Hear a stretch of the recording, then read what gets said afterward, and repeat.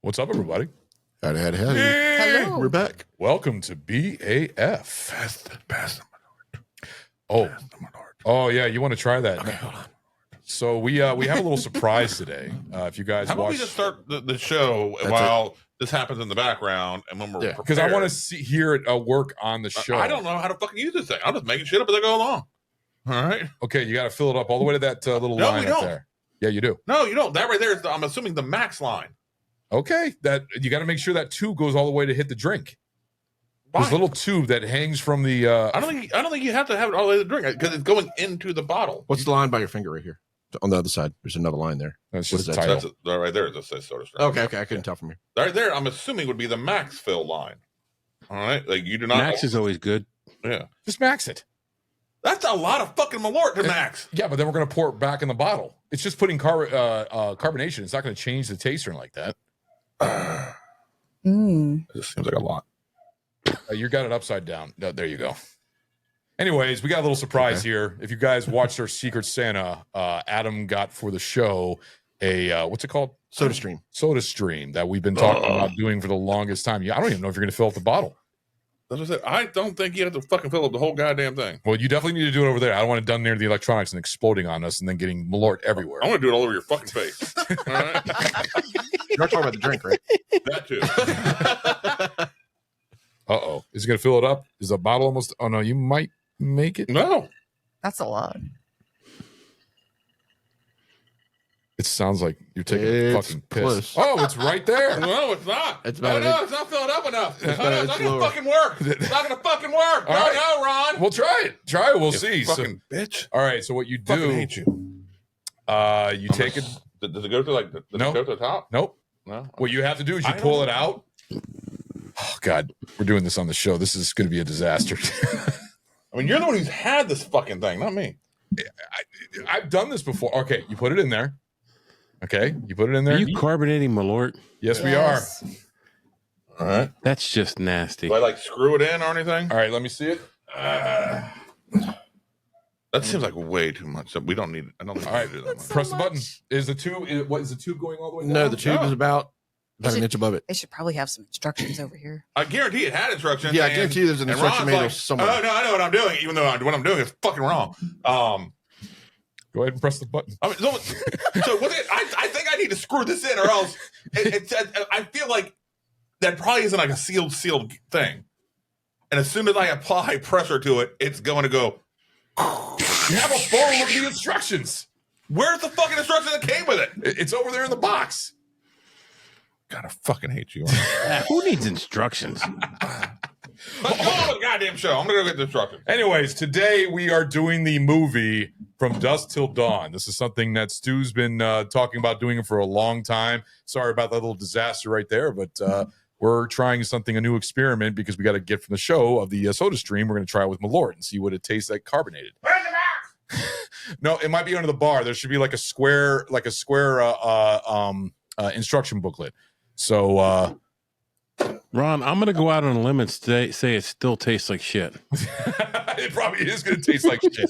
Hold on, guys. We'll be right back. All right, we're back with the show. Okay. We figured it out. So, Sort of. All right, All hold right. on. So we're going to go ahead. Go ahead. Yeah. You ready? All Ready? right. How long do you guys want to do this? That's it. All right, that's it. Pull it out and put the fucking cap on. Pull it out and put the cap on now. I don't want that thing to explode over the electronics. Now he's Come just on. having fun. All right, I get that. That's enough. All right, that's enough. Pull it out. Put the cap on it. Okay, we've got something. Does it look like it's carbonated? That looks It's fucking definitely different. milky. It's as aerated. I can tell you that much. Looks like And if you get a chance, can you grab paper towels from the bar? Yeah, it please? definitely was not like locked in there because it definitely sprayed some shit. paper towels. Yes, please. It definitely sprayed some shit. There's a towel over there It underneath. didn't spray. I just got like a light trail coming towards me. All right, well, but I here we mean, it came out from the top. Okay. go. Foreman. Sorry, Mike. We're doing this little experiment here.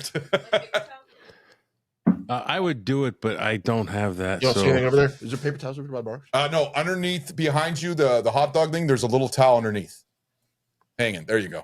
Use that. Yeah. Oh my god, this looks fucking weird. This is definitely gonna be interesting. Thank you, ma'am. I don't think it was fully locked by the feel of it. We gotta hurry up. That carbonation's probably gonna run quick. So let's go ahead and do a cheers. This will be yours because Yes, I sir. only did about half. All right, you ready? Let's go I ahead. just and drink my fog monster. All right, now it's yours.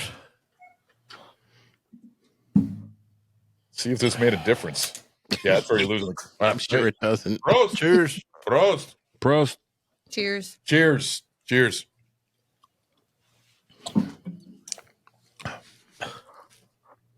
Didn't make a difference. Still bad. I think more carbonation could have been put in there, Ooh, it but it is a little bit lighter, a little bit airier of a thing, and the flavor is different. more there, more full-bodied, almost. Sorry. It definitely changed the flavor profile a little bit. It does. It made it less bitter, actually. A little bit. I don't know. I'll take your word for it. A little bit. That's weird. Well, there's our experiment doing Malort with a soda stream. It sounds like you're trying to convince yourself it was good. Nope. Don't need convincing me. Wasn't good. You gonna try it again? It was a I'm little gonna see stronger. if I can't get a what feels like a true snaps. If I can get what I feel like a true snap, and then maybe get some pressure in the bottle, you know, that's carbonating, then it might feel more. The official drink of tonight. Yeah. Malort.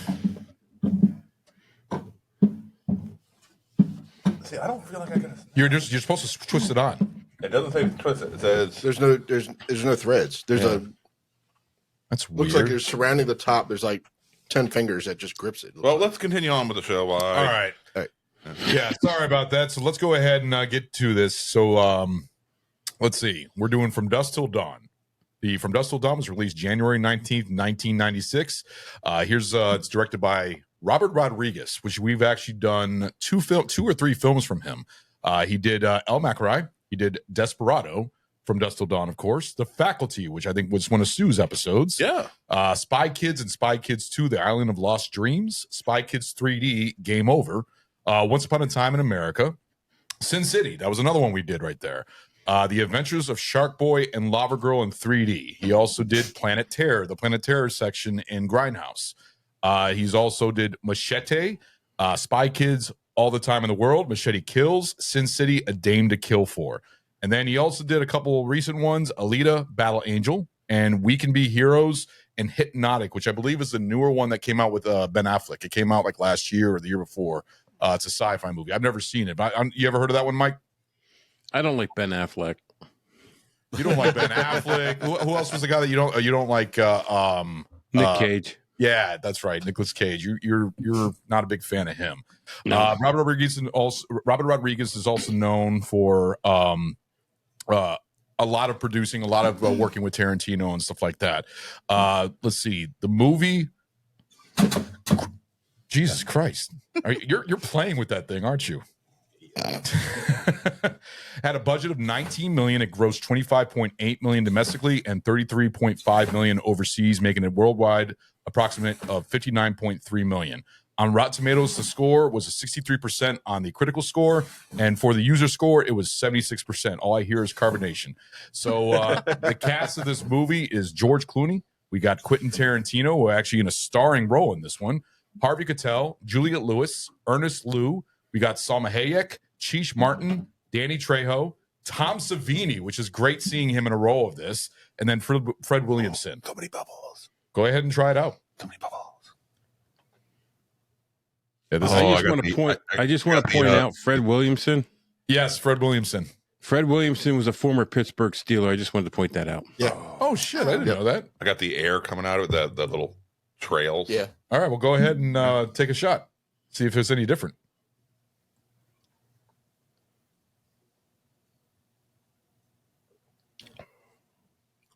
It definitely hits different. Like the first taste is like much more different than it traditionally is. It's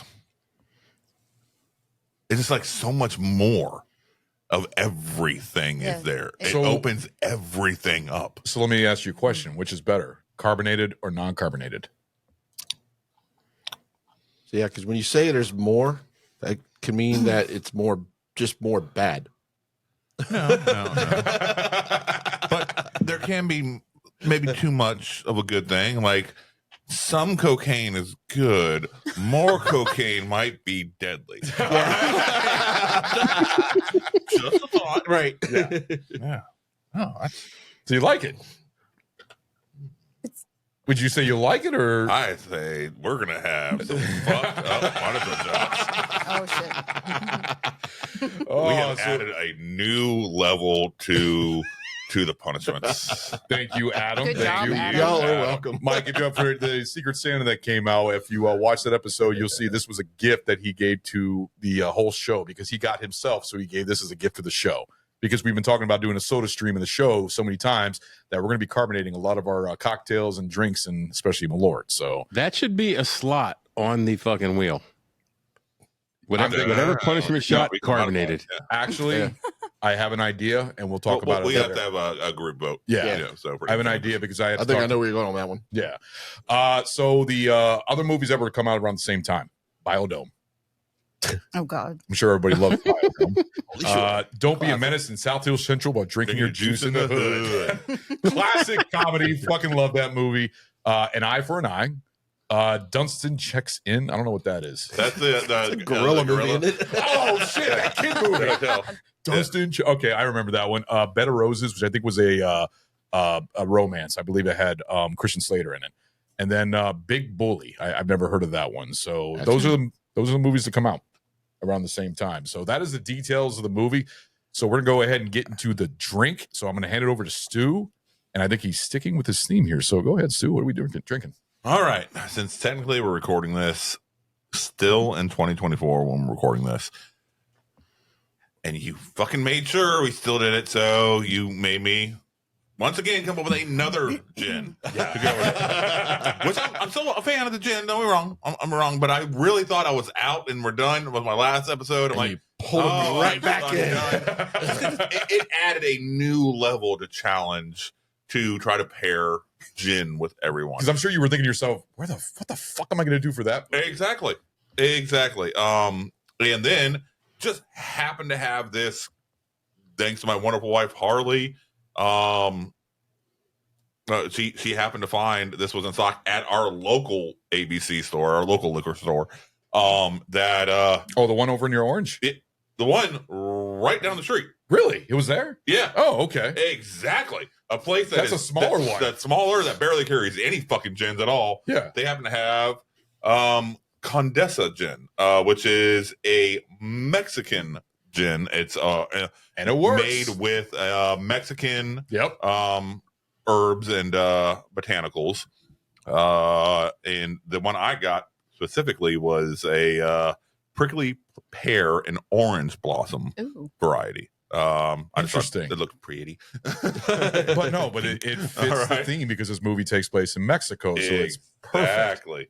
So, and the fact that so basically a lot of gin is definitely it's becoming more of a renaissance right now. Yeah. A lot more smaller batch gins, a lot more smaller, just like whiskey and bourbons had its renaissance. What, a couple decades ago, it's really coming back into its own. You're starting to see a lot of smaller distilleries starting to push out their own things. Gin's going through that now. Yeah. Because the only requirement to be gin is juniper. And then you can start adding other, local botanicals and things like that to make your own individual unique profile. Well, what's really cool is that now we have a Mexican gin. We also tried a Japanese gin with I think the Roku, I believe. Yep. We've had so many different gins, and I think you should say in this episode, what is your favorite gin out of the whole bunch that you did this year for 2024? You did so many, and I think it's a I didn't know you gunpowder. were going to ask me. If you were going to ask me, then I could have probably came up with a list. And gunpowder is still my go-to. It is still my go-to. I think we stumbled bass backwards into luck, that being our very first fucking gin. I know. Years ago. And that has set the standard for me. Other ones have their own pluses and, nice stuff like that. But just like Jameson may not be the best fucking whiskey, but it is a go-to whiskey. It is a comfort level. And it's just like, this is nice. Yeah. This feels right. I have a lot of memories of the gins that we did, and the one I remember that you did for the Alien show, which was like a black gin. That was like New Zealand. Black color from New Zealand. I was getting ready to ask about that one. I can't remember. Yeah, that was a Black good one. But also you did the orange gin. You did 3 gins for the Cornetto trilogy. Yeah, which I thought was a great fucking name. Yeah, I gathered all the gins. I think we have like 6 or 7 over there. I put them all in a group for you to take a look at. But seriously, let's go ahead and try this one out. Yeah. So a Mexican gin. Thank you, everybody, for taking this journey with me. Cheers. Bro, Clinky, clinky. you guys are going to be disappointed next year.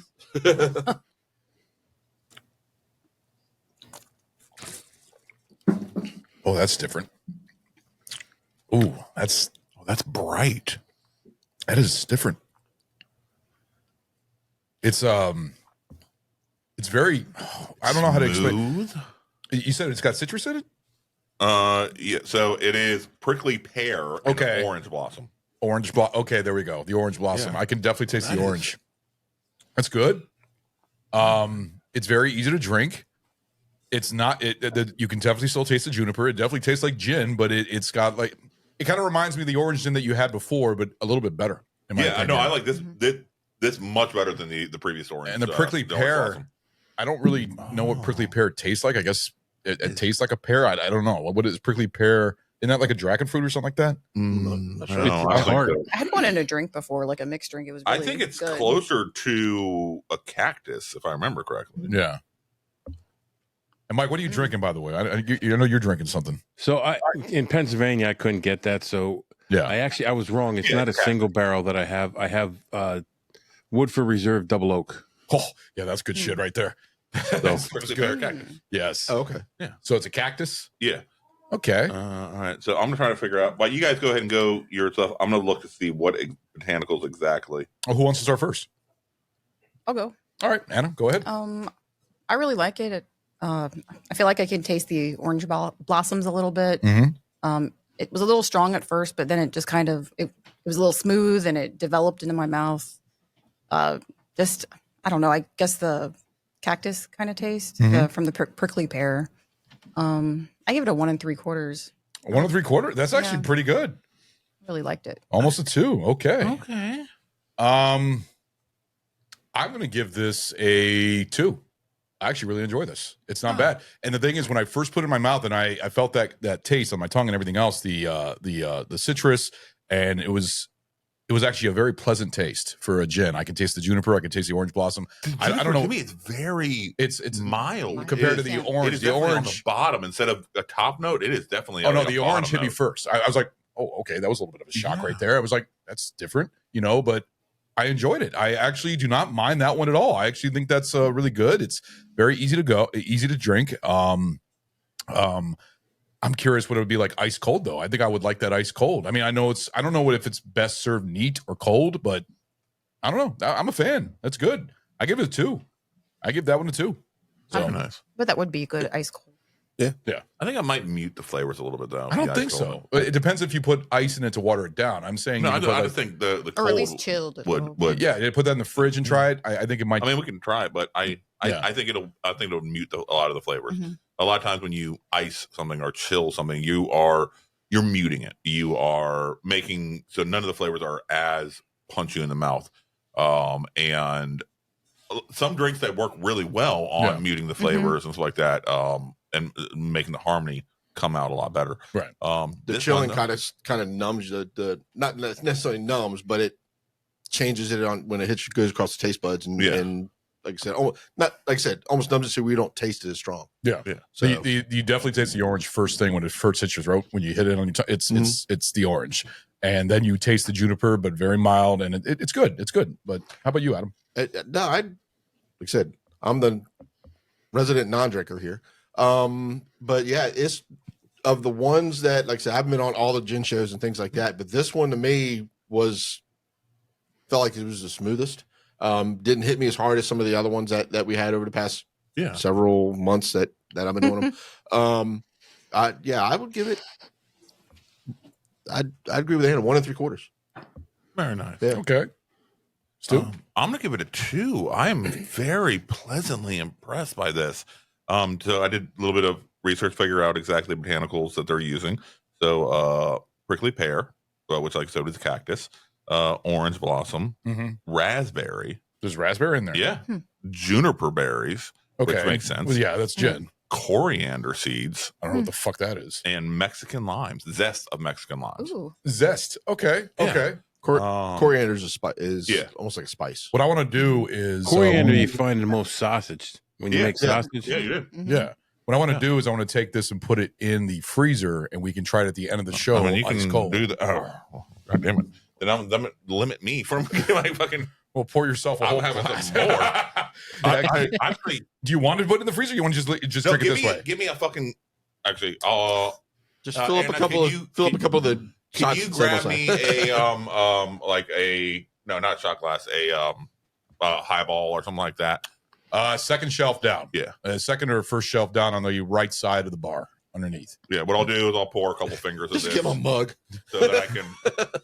I'll just pour a couple fingers of this so I can sip on it throughout the show. Yeah, when we take a break, I'm going to put it in the freezer, and then at the end of the show when we're doing our pint reviews, let's go ahead and take a ice cold, because I actually want to try that ice cold and see what it tastes, because I think that's going to make the citrus even more stronger. I think the ice cold will. I don't know. I'm curious. It might be better off neat. So, but give me another shot too. I just want a regular shot because I actually enjoyed that one. But all right, so you give it a 2. You give it 1 3/4, and a 1 3/4. I gave it a 2. And Mike, why don't you go ahead and give a review of your Woodford Reserve? I love this. Okay. It's a 2. I love this. Like It's hands good. down is a 2. Like Scratch. it's just. I had a little ice in it just to keep it chilled. Yeah. I took the ice out and I set it in my freezer till we started taping, so it came almost up to room temperature again. Right. And neat, it's beautiful. Chilled, it's beautiful. Like Stu was saying, it does mute the flavors a little bit. Yeah. But when it came back up to room temperature, it's just right. it's beautiful. Awesome. You go ahead and send me a picture of that. I'll put that on the card and everything. So we got your review for that. So that is the end of our first segment. We're going to go ahead and take a little quick break, and then we will be right back to talk about From Dusk Till Dawn, which is, I'm looking forward to talking about this movie. This movie is a fun one. So, all right, guys, we'll be right back. No, we won't. Hey, having a hard time trying to stay up, trying to record these podcasts late at night? Or are you up late, working, driving trucks, working in the shop, trying to provide for that damn family of yours? You need coffee. Well, let us tell you about this one company we got right here. It's called Coffee Bros. Now, they got a very select blend of different roasts: light roast, medium, dark, espresso. Now, each one of these has its own flavor profile. These two brothers from New York made this amazing company with an amazing coffee that you could order online. So you just had the espresso roast. Yes. And did that thing wake you up? I couldn't go back to sleep. Oh, man. It was smooth. Nice. It had that nice chocolate taste to it. You can just taste the chocolate. Mm-hmm. And it doesn't give you that bite like other coffees do. Or bitter. No, definitely not bitter at all. This is smooth, sweet, aromatic. This coffee here will absolutely wake you up when you need it to. The coffee here is dedicated to freshness, quality, and consistency. Use the code BAF10 to get 10% off your entire order. The link for the website is in our show description. And I'm telling you guys, it's worth it. This coffee keeps you awake, especially for the late podcasting that we do. Yeah, it's very much needed. Try out Coffee Bros. Coffee Bros! All right, guys. Hey, what welcome is back. up? How are you guys doing? I'm doing good. How are Good. you? I'm glad. Hello, hello. Doing wonderful. Yeah, I had a great gin too. I'm fucking loving it, dude. I'm loving this gin. It's delicious. All right, so I think this might have to become what is better, One of my gunpowder or stock this? different. They're both. I think they're both equally good, but for different reasons. So Aha. gunpowder is a really, really, really good example of traditional gin. Didn't you also bring like a citrus gunpowder for one of your shows one time? We did, and I did not like it nearly as much. But this you like. Yes. Yeah. But in this right here is something that is gin, but isn't a juniper heavy gin. It is gin with its very own flavor profile. Yeah.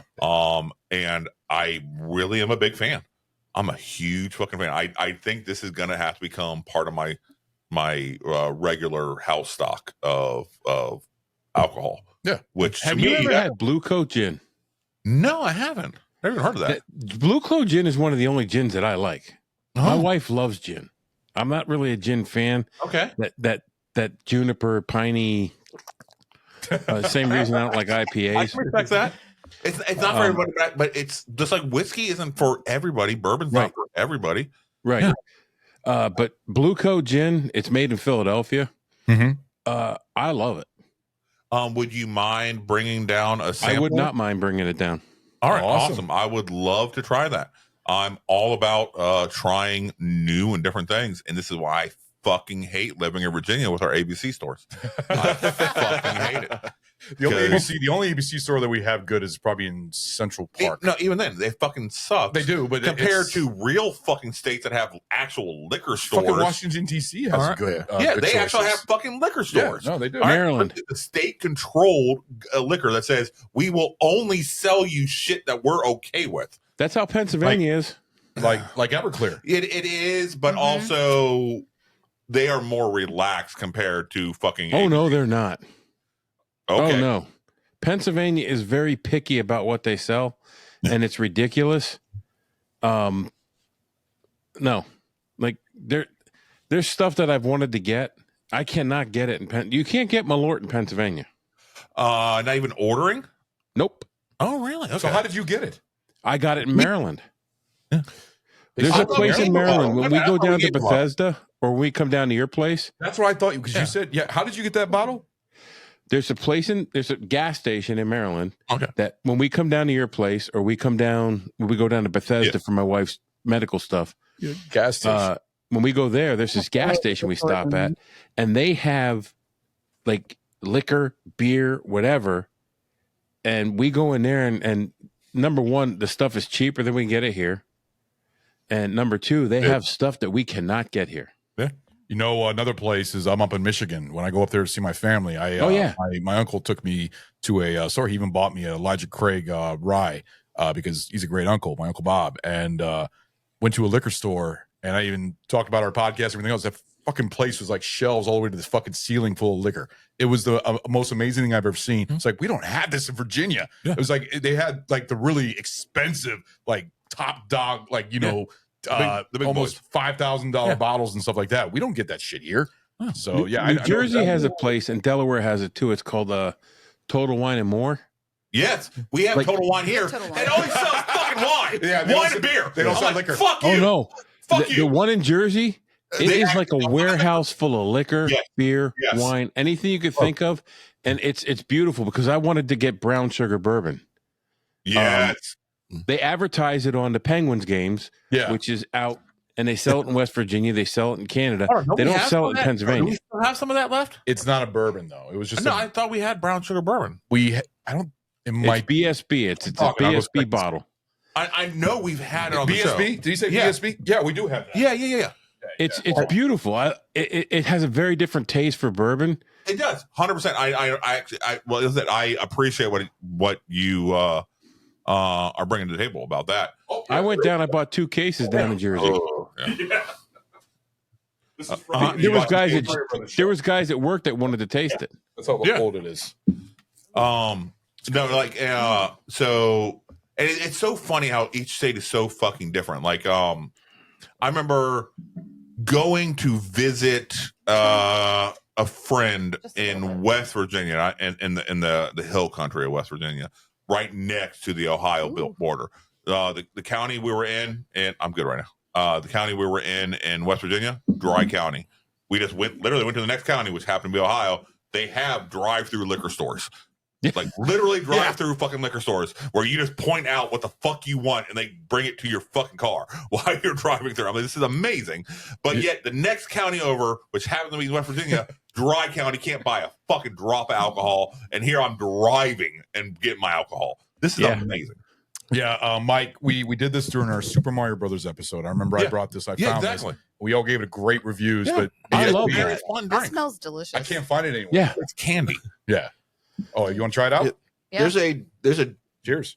drive-through liquor store, like it's not like brew through, but there's a drive-through liquor store I know just across the bridge in Maryland. Yeah. Now, has anybody tried going to Fairview Beach? Yes. Okay, because I know they've got a lot of stuff there that you can get. Oh, at Tim's too? Yes, at Tim's. Yes, but Tim's too is I know exactly. Because technically that's in Maryland. Exactly. Yeah. Yes. I've been there. They have a little liquor store. Yes, like Maryland will also. Maryland is where I'll go to get some of my my high proof Everclear sometimes. The real Everclear, not the little bitch ass Everclear. That stuff right there. So either that or the Carolinas, depending on which direction I'm heading, like that. Just because can't find the real deal shit, around here. Because goddamn, Virginia, they don't even sell fucking 151 anymore. No, they don't. All right, because it's too strong. Yeah. Me. Well, it looks like we're gonna have to make a trip up to Maryland then to get some liquors that we need, like Everclear and stuff like that. Yeah, we're gonna have to. I think we might have to make a podcast, road trip to, and then we can record, bits and shit like that. And it's like, let's go. All it is heading to fucking liquor stores. We can actually do that without the roadcat. We can use our phones. Yeah. So what we'll do is we could do that. We could have the list of the films that we're going to be doing that year. Mm-hmm. All right, and with our hosts and stuff like that, and we go through there and we go to real fucking liquor stores and we find shit to fit the fucking films that were not fucking handcuffed by Virginia ABC laws. See, the cool thing about the Riverside is the Riverside's on the phone, so I can actually do a live show from the phone and record it while we're going around in the store. I think that'll be fun. Yes, I think it'll be fun. Let's do this. And then we'll you see my AK behind me? What was that, Mike? Do you see my AK behind me? Yeah, that's a bottle of vodka. Yes. I got that in Maryland. I love how many long guns have become alcohol containers. Yeah. For sale. I'm like, this is fucking amazing. This is America. God damn it. This is fucking America. All right. I got a grenade back here someplace too. It had vodka in it. See? That's awesome. All right. Right here. Let's go ahead and get back into. Oh, I see it. I see it. There was a one for a while there that was being sold in the Tommy gun that was like the Canadian whiskey and shit like that for a hot fucking. Oh, I remember for that several one. years. I remember that one. Yeah. Shit, fucking goddamn whiskey. Yeah. Shit, fucking beautiful whiskey. bottle. Beautiful bottle. Yeah. Fun Beautiful bottle. Yeah. All right, well, let's get into From Dusk Till Dawn after 12 minutes of talking about it. We watched the movie, didn't we? We can make it a bullshit episode. Fuck it. Well, let me ask you a question, Sue. Why do you love this movie so much? Because of how fucking unexpected it is and how many fucking just hard fucking turns it does on you when you're not expecting it.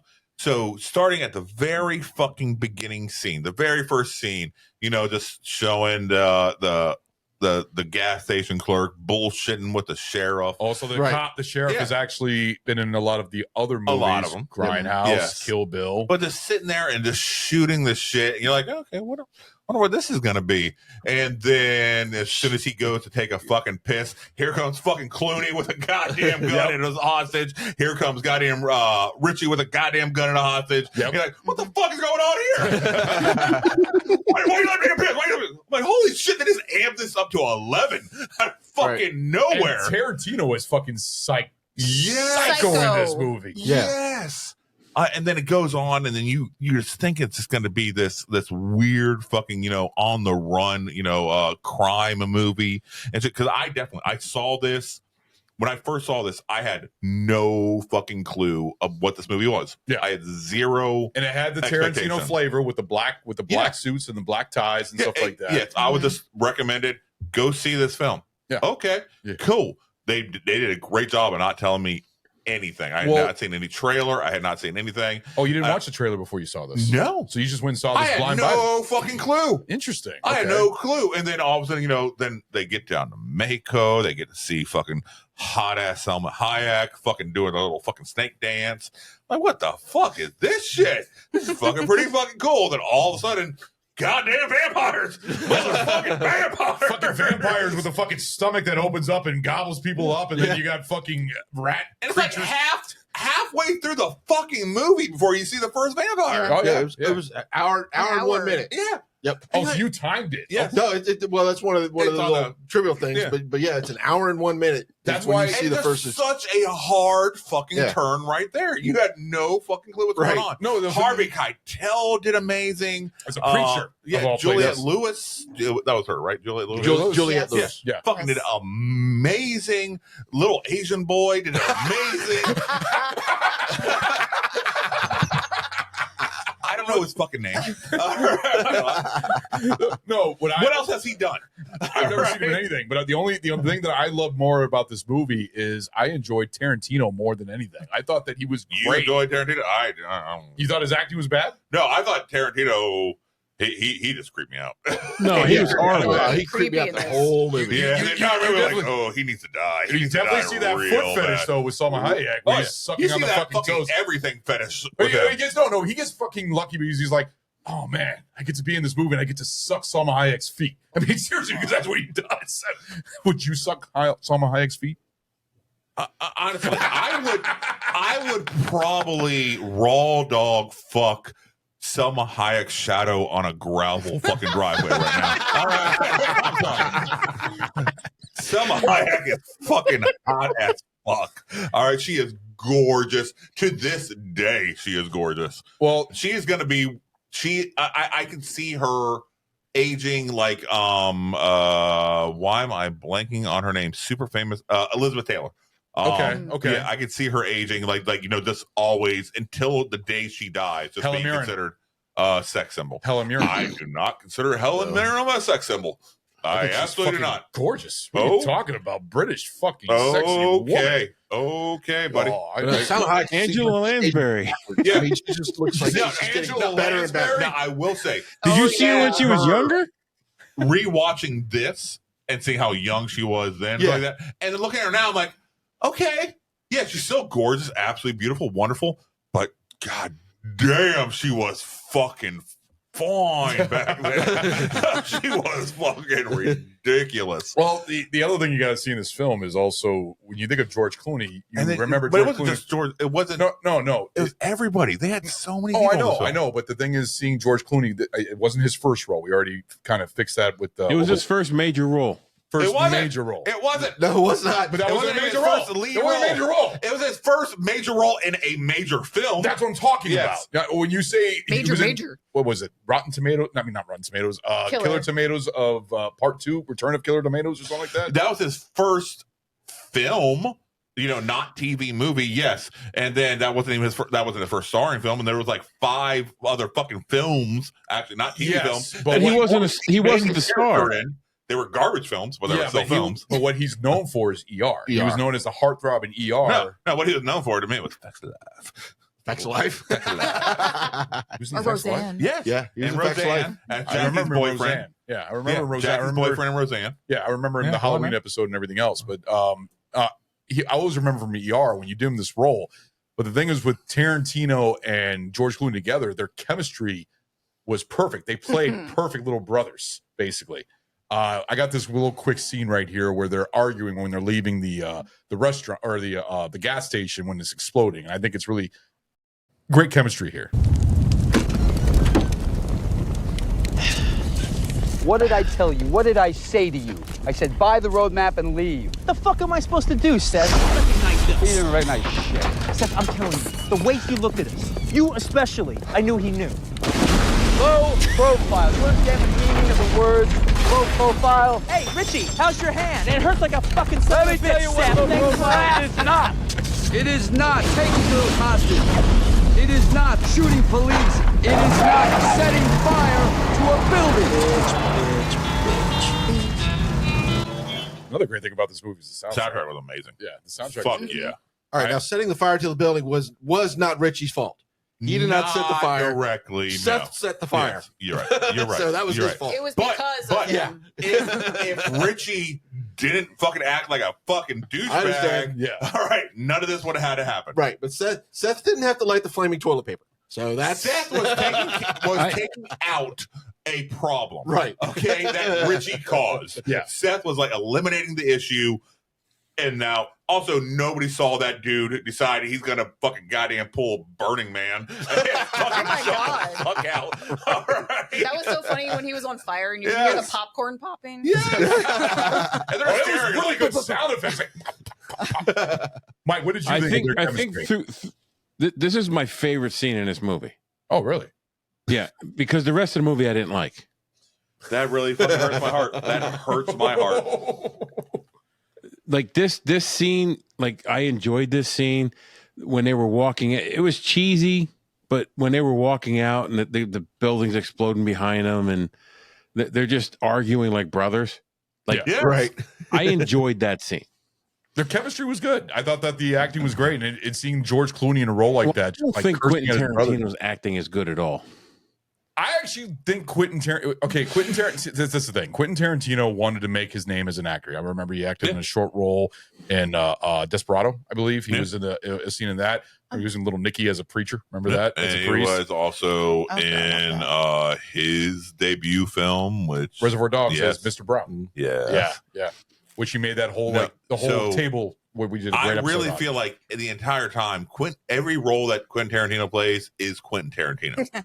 He is himself, he does play an Australian in but Django as Unchained. himself. Yeah, that's It's true. as himself. Yeah. When, as the preacher in Little Nicky, it's as himself. Like, that's what he would be. How about the It's- narrator? No, we talked about in the Hateful Eight. His narrator was almost like a radio style when he's narrating that little scene with the poison. Yeah, but That it's was still him. Tarantino. It's still Tarantino. So you don't think he's a good actor? So no. I don't think he's a great actor. No, he's fine. I an enjoy amazing seeing writer. Tarantino. You think he's a great writer? I think he's a great fucking writer. Yeah. An amazing fucking dialogue assassin. Yeah. All right. He does a good job of writing himself into the movies, which Not makes just him himself. look better. Not just so even So like it's- True it's- Romance, where he wrote a great amount of that. And just the dialogue is chef's kiss. Yeah. All right. It is. He has an innate ability to write stuff that just draws you in, and it's a major exposition dump, but two, you don't even recognize that it's happening. No, but I guess what I mean this is by fucking by writing himself in is like he's good at putting this himself character in the character. Yeah, he's good at writing for himself to be in that role, Yes. which makes him look better. Yes. So he knows Yeah. how he's going to act in that. So that's what I meant by Yeah. Okay. he's good at writing himself I'll into respect those that. roles. Which I actually did not say about this movie for the details. He did write this movie. That's the thing. And he's friends with Robert Rodriguez. And the fact that Robert Rodriguez casted him in the role as Seth's brother, as which I love, the Gecko brothers. And I think All right, like I said, has anybody here besides myself watched the series?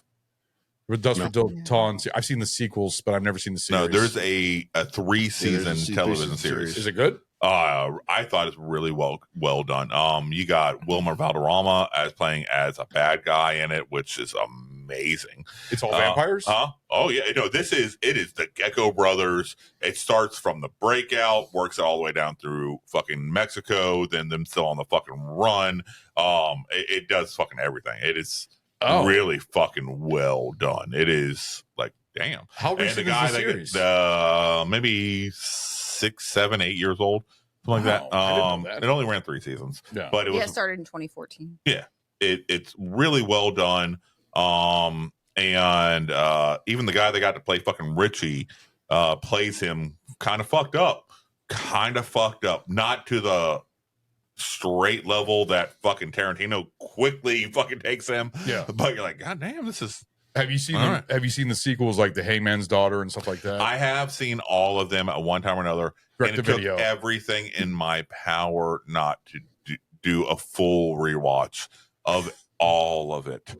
Which is shocking because you normally do that. Oh, I know. But once again, I've already mentally checked out for the year. I am just like, and I had so much other shit going on. I was like, I do not have time to watch 3 other fucking goddamn direct to fucking video movies plus 3 seasons, rewatch 3 seasons of fucking TV show. I'm shocked because you normally do that. I was if any of the major streaming services had it for free, then you would have. I probably would have. But you're looking like $20 a season. Yeah. You're looking at fucking $3.99 a movie rental. But truly, this is really the better one out of all of them. I mean, do you find the series? By far. But no, the series though. Honestly, I do suggest if you actually enjoy the Gecko Brothers. I'm gonna make it right here for you. Jake Busey plays Sex Machine. Yeah. Yeah. 100%. I think Tom Savini is better. And not just like a tiny little fucking part the way Tom Savini was. Like through the first fucking season, he is a major fucking character. Jesus Christ. All right. Robert Patrick is Jacob Fuller. Yeah. So yeah, it's like it is a real deal shit. They still has Danny do good Trejo. job. Yeah. Danny Trejo's in it. Of course he's going to be in What it. part does Jake Busey play in this movie? Jake Busey doesn't actually play. In So the you'll series. see it in the him listed in the cast for this. He's not. It's somebody had fucked up and listed him when the series was coming out, and Google never fucking fixed that shit. Okay, like because I saw him in the cast, and I'm like, I didn't see him. I don't remember him in the movie. Yeah, I didn't see him in the movie, and I'm like, and it fucked me up enough because I had seen the series when it first came out. I think it came out like Showtime. Did we already hit on Jake Busey about also being in Twister? Yeah. And he actually was in that. We didn't all know about it. Yes. He's in a little brief scene in the background. Tiny little thing, yeah. Yeah. But it fucked me up enough when I saw him listed here. I'm like, yeah, I remember him in the thing. But it's been like a decade ago. Yeah. I'm like, where the fuck did he play in Dusk Till Dawn? I remember him. I remember him in Dusk Till Dawn, but I don't remember him in Dusk Till Dawn. He was probably in the bar scene. That's what probably think people like, because there was a lot of people in the fucking bar scene, which was the bar scene was great. When He's not listed in IMDb. Huh? He's not listed in IMDb. But if you look at Google, yeah, okay. So So Google's cast. it's You know Google's what? fault. No, everybody. It's like, and then you have Jake Busey. You're like, no. We've had this before so many times where we're looking at Google. IMDb had him listed. What was that? IMDb had him listed. The series or on the movie? On this movie. IMDb had. I saw Google had them. I didn't see IMDb had them. I could be mistaken. My phone's being used as a camera, so I can't look it up. Is Jake Busey really listed on IMDb for From Dusk Till Dawn? I'm pretty sure. I'm double checking. He was in From Dusk Till Dawn. I didn't see him in the there when I series. looked, but He was in From Dusk Till Dawn. Yeah, The series. I don't see him on IMDb. Yeah. Google messes a lot of stuff up when I It look. does. It grabs a lot of It's people like that they are might be in related this, so to let's put it. their picture there. Yeah, because I remember we were talking. I don't remember what movie we were talking about. A movie, and you were just looking at things like, wait, he's in this movie. He's in this movie. What the fuck? Yeah. When was he in this movie? It was like we were like, what? Yeah. We were trying to figure it out. And I think it was just related. Google. It was Google. It was Google. Yeah, and when I was going through the cast just a few months ago, when I'm like, it just fucked my head up because I remember Jake Busey in Dusk Till Dawn. Yeah, but I don't remember Jake Busey in Dusk Till Dawn. Right. My brain was like, no, real fake. Now Harvey Keitel, though. I mean, what did you think He of did him playing? amazing, Yeah, amazing as awesome. a playing as Great. like a religious preacher who's lost his faith, basically. It Well, worked. no, I wouldn't say he lost his faith. No, he just- 100% lost his faith. 100%. because of his wife dying or something like that. Yes. Wasn't it? You know what else he lost? His accent like 20 times. He did. Hey, you know He what? He played Judas in The Last Temptation of Christ, and he had his Brooklyn accent in that. I mean, seriously, you It's Harvey Keitel. Yeah. All right, I don't care. You I see don't care. Judas with like a fucking accent. It was like, this is fucking weird. I got to see Harvey Keitel kill vampires with a shotgun. All right, shotgun was fucking excited. No, he A made shotgun and a baseball bat as a cross. Yeah, which is fucking A cool. bat. With a Cross. baseball bat and a fucking pump action shotgun that Yep. didn't need the handle. Yep. I've never seen a pump action shotgun with a full handle and a closed handle. All right. But he made a crucifix out of it somehow and killing fucking goddamn vampires. I mean, this is amazing. Yeah. And Mexican vampires, too. Oh, yeah. No, but Oh, yeah. what was it him that was one where he had the shotgun shoved through a vampire, Yes. and every time he hit, And he had to then- rack No, no, no. it, rack yeah. As the he's vampire. steering him around. It was through that And it guy was Flood, the or whatever his name is. William, not William, Fred Williamson. Yeah. All right, remember because he was he came back And he was as like, a fire and Take shot his through body him and the whole. No, but There you go. see, Yeah. but you see his body like, like that. Yeah. That was pretty cool. Like, Which by the way, Fred Williamson. Ow. Fred Williamson. It was so great to fucking see Fred Williamson. Oh yeah, Oh yeah, no. But what I actually liked more is, first of all, I'm a big Tom Savini fan. I love Tom Savini. But Yeah. that was pretty cool. yeah, but it's also not Tom Savini that you saw in there. It was also Greg Nicotero. Remember Yeah. the scene when he's pulling out the knife, and he's like, and then Tom Savini pulls out like the fucking cock gun and Uh-huh. everything Yeah. else. Yeah. He was like, "Oh, I'm not gonna fuck with this." That's Greg Nicotero. Nicotero. And he is also a special effects wizard that I Yeah, love. So Yeah. but he learned underneath. And he's a that. legendary stuntman, too. Yes, yes. He was also a character in Day of the Dead. He was actually one of the soldiers in Day of the But Dead. so Greg Nicotero is the special effects coordinator of The Walking Dead. Yeah. yeah, but Which learned underneath of Savini, which learned underneath of Romero. Yeah. And so it's just you get to see the grandfather, passing down But no, pass the the torch. shit. And It's amazing to see this shit. Greg had a good teacher because Tom Savini he's a makeup wizard. And that's Friday what the I'm curious. 13th and everything else. Who is Greg going to shepherd into the next role? Like, who are our kids going to be saying, "Oh man, he learned underneath Greg Nicotero"? Yeah. And the way we talk about Tom Savini and the way in Romero and shit like that. The way who is Nicotero passing on to? I don't know, but the fact is that Greg Nicotero did the special effects for this movie because I've seen the behind the scenes footage and stuff like that. He did such a great job, and I'm sure somebody stepped down because also there's people that are stepped down from Stan Winston. Mhm. Stan Winston was amazing when it comes to 100%. special effects and everything else, but Greg Nicotero, I really love. I enjoy his, and the fact that you see Tom Savini and Greg Nicotero in the same scene together, it made me smile because Yes. I love that type of stuff because I was like, oh, that's Greg Nicotero. He's got his hair and everything, and with pulling the knife, and Tom Savini comes out with the cock gun. That was a funny scene. That was Sex funny. Machine was fucking amazing. Tom Savini's always great. He That was was great in Grindhouse amazing when he to lost see. his finger Yeah. from the zombie in Grindhouse. But I don't. Planet Terror. No. To me, Tom Savini as Sex Machine was fucking perfect. That was amazing to Yes. see. And him just sitting there, fucking revolver out of the crotch. Which also, god damn, that would hurt. Oh my God, yes. Hey, Yeah, that and it would goes off. You're like, fucking hurt. oh, like you're shooting someone. It's like, oh, I got just hit the nuts. And That I would don't hurt, know. man. I'm also wondering what is. Like, is he squeezing his asshole to fire the anything? I'm trying to figure out the functionality. Right. I think he's got like How a- did he? I bet you he's got Does like he a have pull string. something in his- inserted No, into his butthole? No. He's like, yeah. I think he's got like a pull Clenches string. and fires. He probably has like a pull string in his pocket or something like that. But no, you No, could be. because his hands are like this. His Yeah, he hands, was just- he is hands Yeah. free. Oh, Is so he he's taking like, trigger? Operating that fucking so cock he's gun. just sitting there. He's just like, Yes, that's what I'm saying. Clenches the butt cheek and fires. Yes. All right. Which means that has to be a string up his asshole. He has Benoit balls in his anus. with a name called Sex Machine, that's All right. probably legitimate. I mean, Yeah. seriously. All right, there you go. Did you guys watch So- the bloopers for that? No. Because it showed that part where it like popped up, right? And then one of the whatever was on the side. The balls. I'll just call it the balls. Yeah. One of the balls just The fell barrels and the balls. the fucking revolver chambers. It popped out and just one fell off. But by the way, you notice that was a 12 shot. That was a 12 shot Yes. fucking dick. Yeah. All right. That's a big load. All right, 12 fucking shots. That's a big fucking load. Yeah, you're right. When he fired at the end, it has to feel like a donkey kick. I mean, Yeah. it just oh my god, right there. right there. Oh. That's hilarious. How about the scene with I don't think I could do one. I honestly don't think I could take one revolver shot with my balls as the backer. Yeah, let alone 12. Yes. What did you all think of Danny Trejo?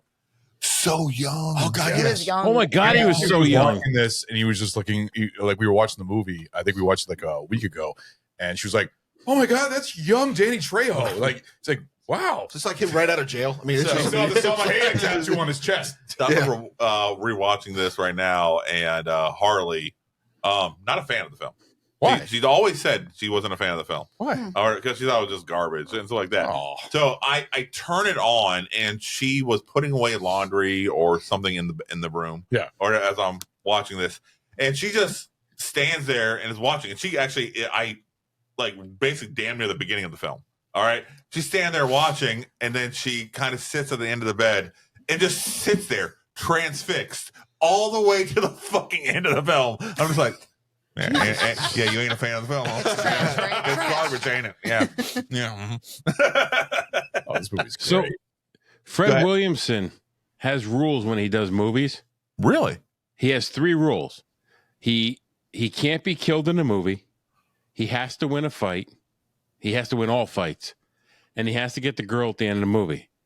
And he gets none of them in this movie. None of that happened in this Failed. No, But he felt that the way did win he fights, I will say. one. Oh no, You did. Yes, but he when you didn't put win all, all the fights. fucking No. vampires through the table legs Yeah, and everything. that Yeah. was a That was awesome. It was funny how you Well, looked like, That's Okay. what he said. He felt the way that the fight scene went, that it satisfied his need to look strong. being a badass. yeah. Yeah, All right. And I'm going to add again that he was a former Pittsburgh Steeler in the AFL. He was 100 and amazing fucking player. Yeah. Amazing punch you in the fucking mouth player. All right. And he was part of the Black Explosion movies in the 70s. Blaxploitation Oh, yeah. movies. Yeah. Like, Yeah. And that was what's her name? that was Pamela the original inspiration for Inglourious Bastards. Really? Like one of the movies he did was one of the inspirations for that movie. Because I remember reading about I something did about that read. when we were doing the Glorious Bastards episode. I do remember reading something like that. How about Cheech Martin? With his multiple roles. Oh, yeah. His He amazing had like multiple 3 roles. roles. His pussy. That's line. multiple, 3 is multiple. Thank you. Yeah, but his pussy line Oh, where he was he's just like, selling. he was That doing it fucking so well. role. we got hairy pussy, we got stinky pussy, we got We got wet pussy, dry pussy, dry pussy, loose pussy. If you can find pussy cheaper, fuck it. You got pussy for a penny. He was doing such a great. So he was the the roles that he did that. He did the guy at the restaurant. He also did the guy at the he was border border officer. control. Yeah.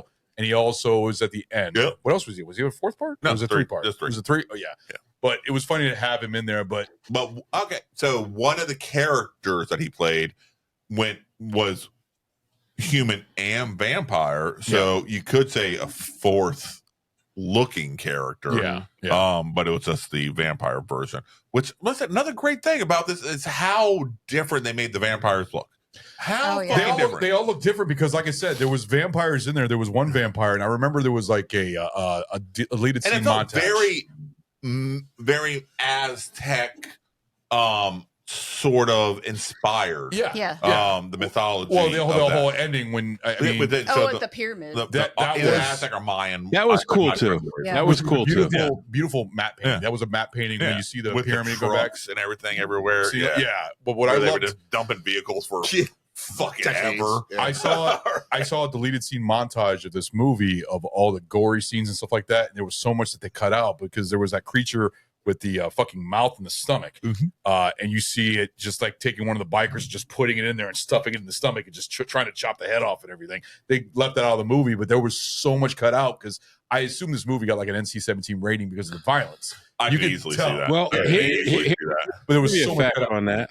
Huh? They knew they had a gory movie. Yeah. They knew they were headed towards an NC-17 rating.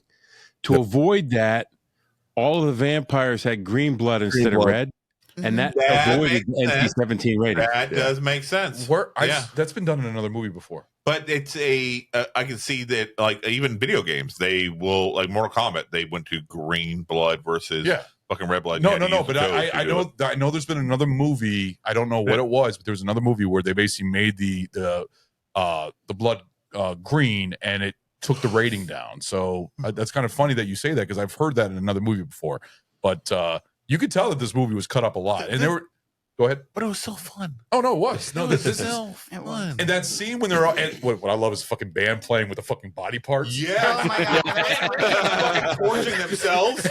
All right, like fuck you. Whoosh. All right. But it's just funny because But it's just honestly, a quick shot. That band leader was probably my favorite character.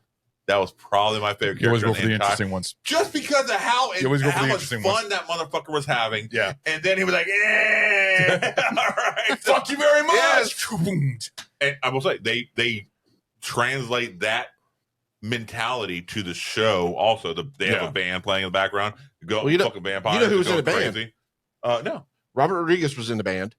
Oh, he yeah, does I can see play. that. I can see that. And the drummer from Oingo Boingo, Johnny Valdes Hernandez. From the Yeah. 80s? Really?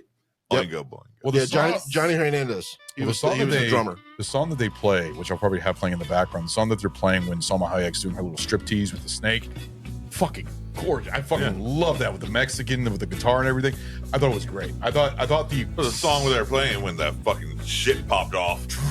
All right, that immediately got your blood that's pumping. the funny thing is because you see the band regular and normal, and then a split like maybe like 5 or 6 seconds, everything's going crazy, and then all of a sudden you just see the band all vampire like playing with body parts. Like, what the fuck just happened? It's like just quick shot like exactly. Yeah, but I mean that's quick editing right there. But I thought that was interesting, but fun just seeing the band and the guys. The guitars got like the guy head like up and down. It was great. I thought it was. So you had the torso with the head towards the base, and then you had kind of like a leg almost, coming up for the neck and the strings and stuff like that, and then just them just going to fucking town, and having a great. It looked like a double neck guitar because it had both legs. It did. I got it was a great fucking time. They had it everybody did so well because some of the vampires were, scary, normal, thin face, but just like teeth, and then other ones became like a giant head, like fucking when Tarantino's character came back. Oh my God! He looked like Frankenstein. Yeah, exactly. And some of them looked reptilian. So different. And then was it one turned like Wilkinson who turned into the dog, or was that Sex Machine? Turned into the dog. I think it was a big Sex Machine. That was Sex They Machine. cut his head off. Yeah. It wasn't a dog. It looked like a rat.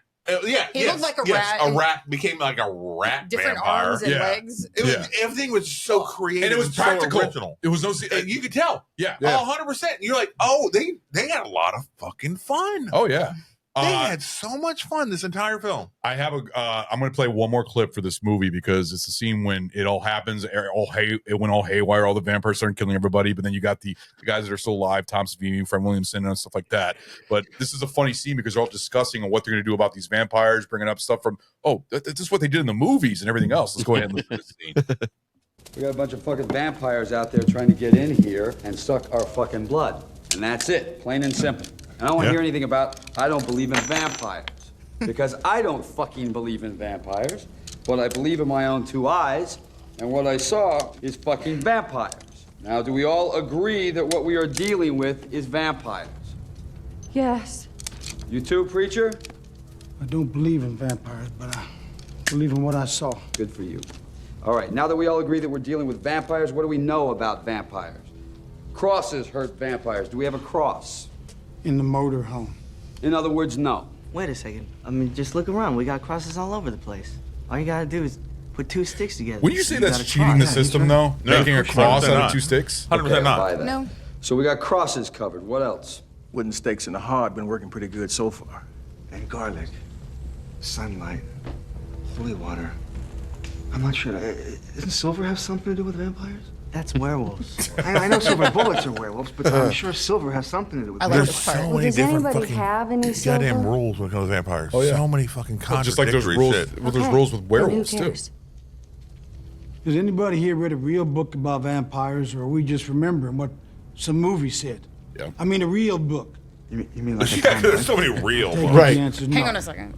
Okay, then. What do we know The about history these of those vampires? We know they got superhuman strength, Vampires. but we can hurt them. Yeah.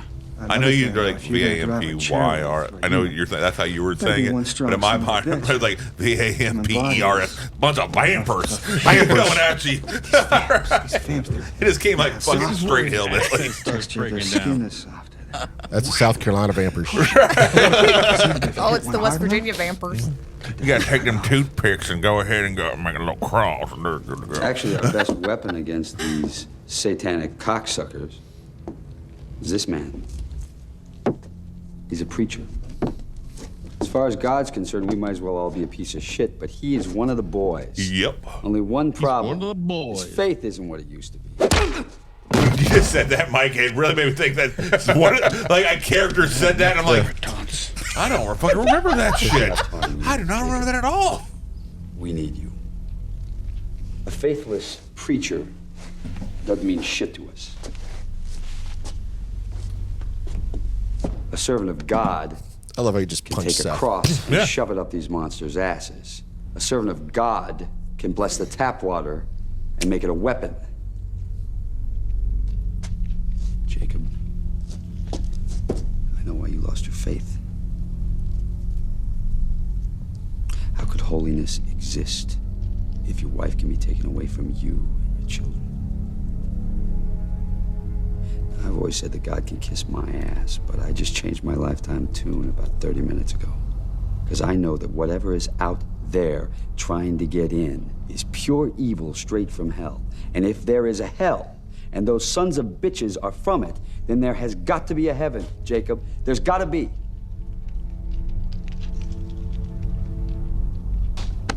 So which are you? Are you a faithless preacher? Or are you a mean motherfucking servant of God? Like how he edits himself.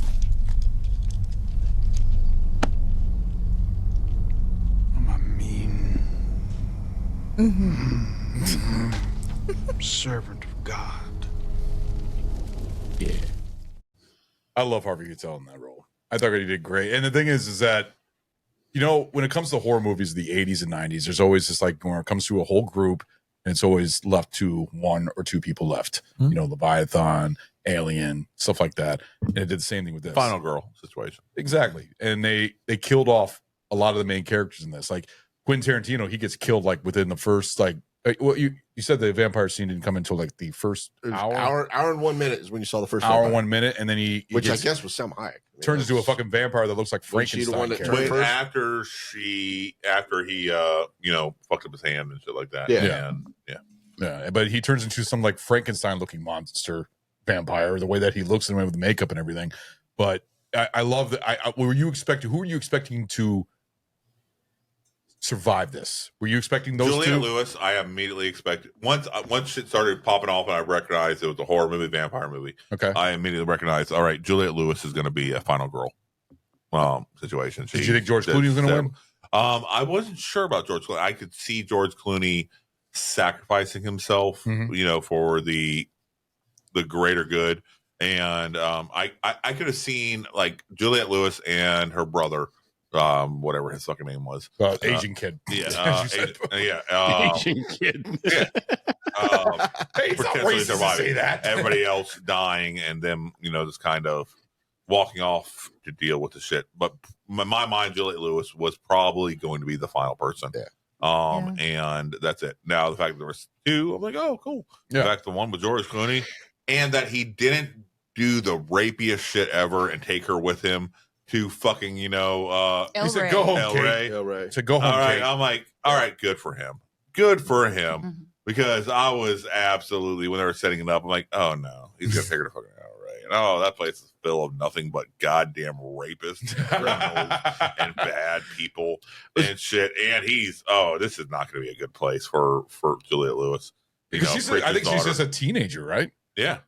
And I didn't know that she can drive a big camper like that. It's unbelievable. She had to. Yeah. I've never heard that you had to have a CDL commercial license to drive one of those. If it has air brakes, you would have to. That old camper does not have air No, brakes. it did not. So that's what No, it did not. That whole little thing. Keitel, I was like, that's bullshit. I know. Trust me. When I was watching, it's like, that's not fucking real. Yeah, I was like, that is. Who did you think was gonna be the last person? I really wasn't sure. I didn't know if I was hoping the father was going to be there too, Harvey Keitel. I thought he might survive as it goes, but he had lost too much. They had set him up already to make the ultimate sacrifice. Yeah. I was really impressed on how Seth grew because when they went into the bar, he sat down and Danny Trejo just put his hand on him. Yeah. And he was ready to kill. Seth was ready to kill him. He was just saying, "I'm going to drink my drink and I'm going to go kill." No. He wasn't talking about Dan Trejo character. He was just talking about the big motherfucker, the big fat, the door bouncer, the door guard. He was pissed that the guy laid a hand on him. Yeah, but no, the bouncer guy would have been Cheech. No, he didn't give a fuck about Cheech. The other one, the big guy, big fat guy. The big guy was about the one who would throw him the fuck out. The one with the ponytail, I believe, had a ponytail and something like that. So, but he was mad. He was ready to fight that guy just for laying a hand on him. Yeah. But yet, Harvey Keitel literally punched him and knocked him down with a punch, and he just got up and showed him respect for doing it. Yeah, and it was just amazing how he just didn't. So you was like, so who did you feel would be the last one when you first saw this? You feel like it would have been George? Do you remember that long ago? Yes, I'm the old fart. Because I probably watched it at the same time. To me, you couldn't have Harvey Keitel's character survive unless both of his kids also survive. Yeah. Well, that's what I was saying. It would just left a broken shell of a man. Going through and before everything started kicking off, I was thinking, well, that's somehow the family's going to survive and get away. Then as things started kicking off, I'm like, oh shit. And you're right. That's when I was like, okay, it's got to be Juliette Lewis. Yeah. Because of just who the characters were. Nobody's going to care about the brother surviving. The Asian kid, unfortunately. He's just not as well known of actor as her, so they're not going to make. But even then, I don't think Juliette Lewis was that well known of an actress. She was already in Natural Born Killers. Yeah, that's what she was. Yes, she was also in California. What year? Yeah. Was Natural Born Killers was before this. Okay, Natural Born Killers was like 94. Like she was older than Natural Born Killers. She was actually in a lot of movies back then. Yeah, she was Cape Fear may have been. Yeah, you're right. Cape Fear was pretty old. She was a teenager. teenager. Cape Fear I can understand, but also Cape Fear was more of a. That was 91. It was a big role for her, but it was more of a small role. Yeah. Right. It would have been something that, in my mind, it's Juliette Lewis. Yeah. But I'm just saying, you look at who Natural was Born there. Killers was after. I thought Natural Born Killers was after this. No, but it was before this. Mike. And so just looking at who is there. Yeah. It's going to be her or the brother. Yeah, the brother's toast. She's going to survive. Yeah. Mike, when you first saw this, who did you think was going to survive this whole vampire gore fest? Well, I knew the chick was going to survive, and I knew Seth was going to survive, and I thought the brother would too. I did too. See, that's the thing. When I saw this, I thought the two brothers would live. Boy. I thought. Okay. No, you're talking about the Asian kid. The Asian kid, yeah. Oh, I'm talking about. See, I thought. All right, let's be nice. His name is Ernest. Okay, Ernest. Okay, Ernest. I thought Ernest would survive. The character's name. Seth's brother. The actor's name is Ernest Liu. Ernest Liu. Quentin Tarantino. I knew he was dying. You thought he was going to die? I knew. Oh yeah.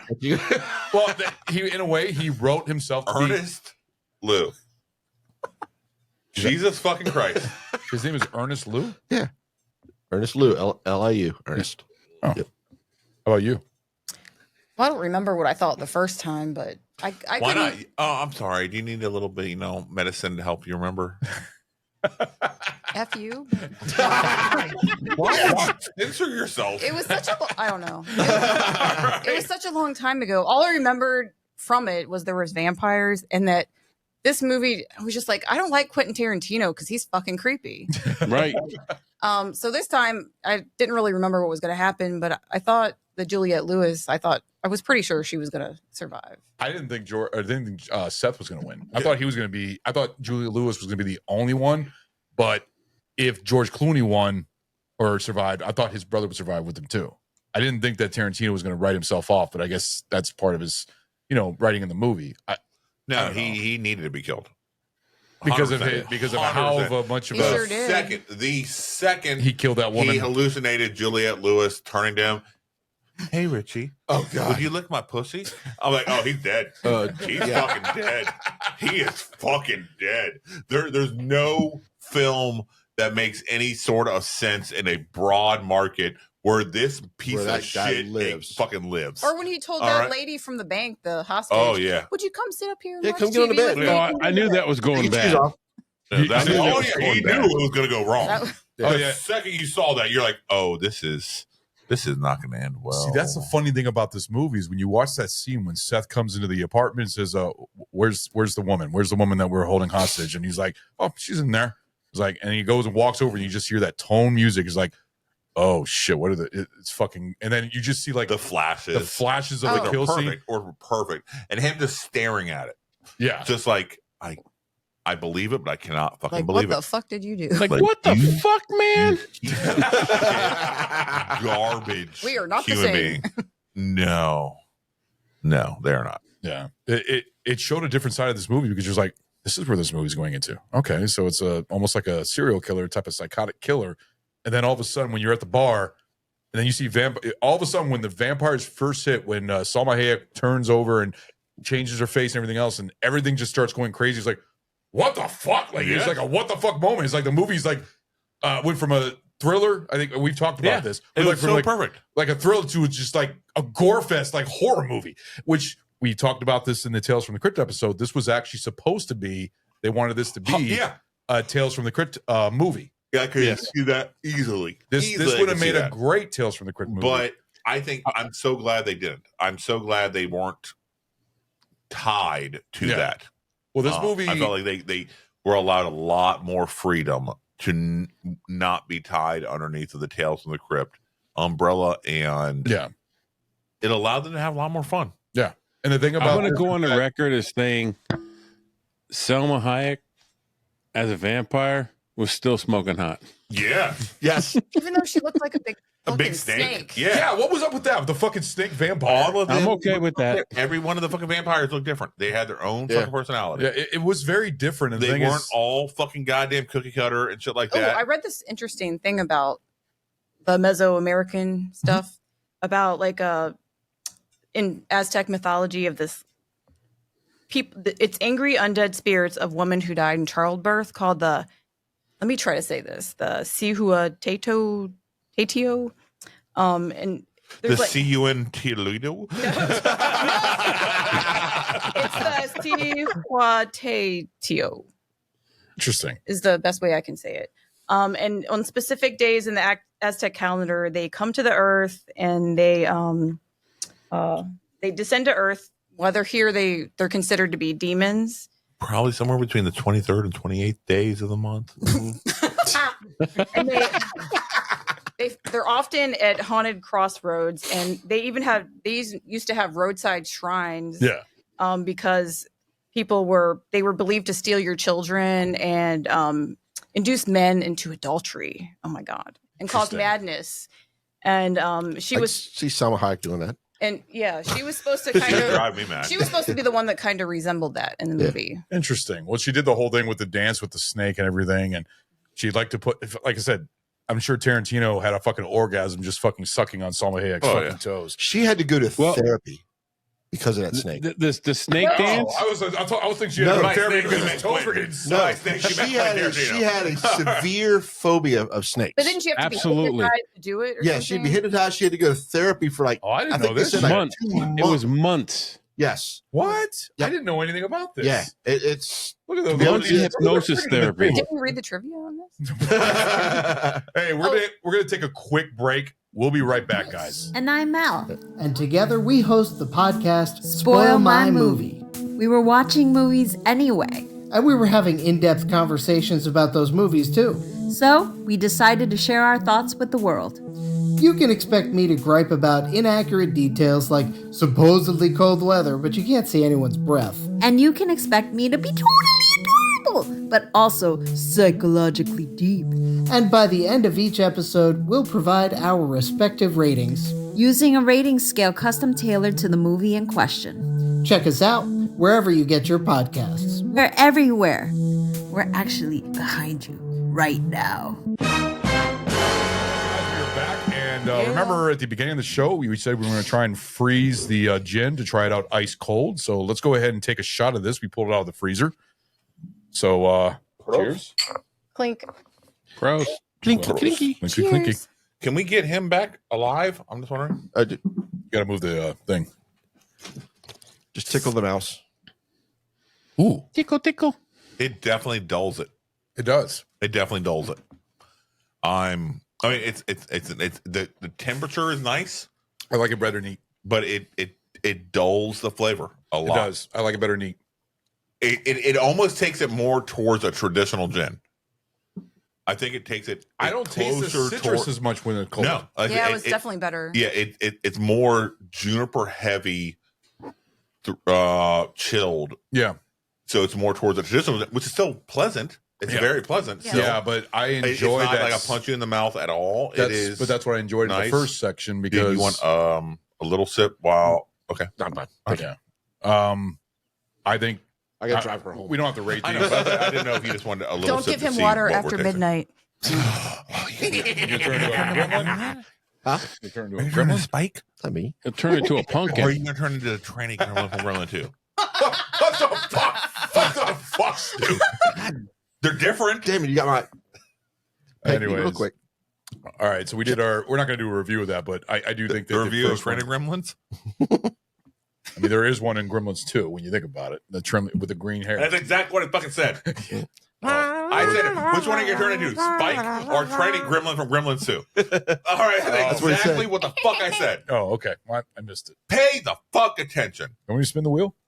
Sure. You got to vote for it. God damn it, Ron. Vote. Was that your impression of me? Because I love it. I'm not going to fucking lie. I love it. I vote yay. Yay. Yay. Oh, damn. I thought you would go against we us. gotta You go. would have to spin the wheel. Hold on. Mike is a part of the show too. Wait for him. Mike? You failed, but either way. Oh, well, I was rooting for you, but it's 4-0. 4-0. Yeah. Oh. It could land something nice. Grab something yummy would be nice. Another self-destruct. Oh. What the fuck? God damn it. And that was a short spin, but a hard spin, I will say. All right, let's have Jesus some more Christ, Malort. man. But I got 3 shot glasses here. Forgot it's in that fucking bottle. This fucking bottle hasn't been opened in fucking 6 Do months. not forget to get him. I am. Just a little. Yes. He went straight to fucking you irresponsible prick. This is the most That's shots good. I've had here good? for a while. Yeah, me too. But I will say, normally, Anna, when you're here, you leave feeling no pain. I will say that. That is true. You enjoy yourself. Mm-hmm. You enjoy that beautiful alcohol taste. Oh, my Lord. Roll that beautiful With the- bean With footage. the essence of When the gasoline. English alcohol hit your vortex. All right. Gross. Thank you, Glenky. Roast. Cheers. Cheers. It's heaven. Fucking hate that shit. I do have a It's little bit of still water there. left. I know it is. It's still carbonated. It's still very, very open. It tastes even Very, better. very. I'm not going to say bright, but it's very open. It's Yeah, you know, there. I Very almost take, disgusting. I almost take like a little chocolate taste in there or something. I think we got 2 self-destructs in our I episode. don't taste the chocolate. Or something like And caramel there's or something. You there. taste chocolate? Like, I'm weird. Like, it didn't. You never- are weird because I don't say no there fucking is chocolate. something there. I don't taste chocolate. I feel what she's saying. I It's like can't a put my finger on it. sweet. There is something there on the front note, the very front note, when it, like the tip of your tongue when it hits it at the beginning. There is something there. It opens up so much. But I taste it different from you guys. Like, the first time I tasted it at one of the Halloween Yeah. parties, I was like, okay, it tastes okay. Yeah, she's You were always so said hardcore. it's okay. It was Or adorable. sometimes it tastes a little spicy. That fucked me up when you said that. That fucked me up when you said. I'm like, I think I ate something. I If it think I was ate spicy, something. he'd be the fuck hit. are you talking about? I think I ate something right before I tasted it that time. It might have changed It wasn't. your flavor. It wasn't. It was like, oh, it was probably a piece of a Snickers So spicy. because that's my favorite.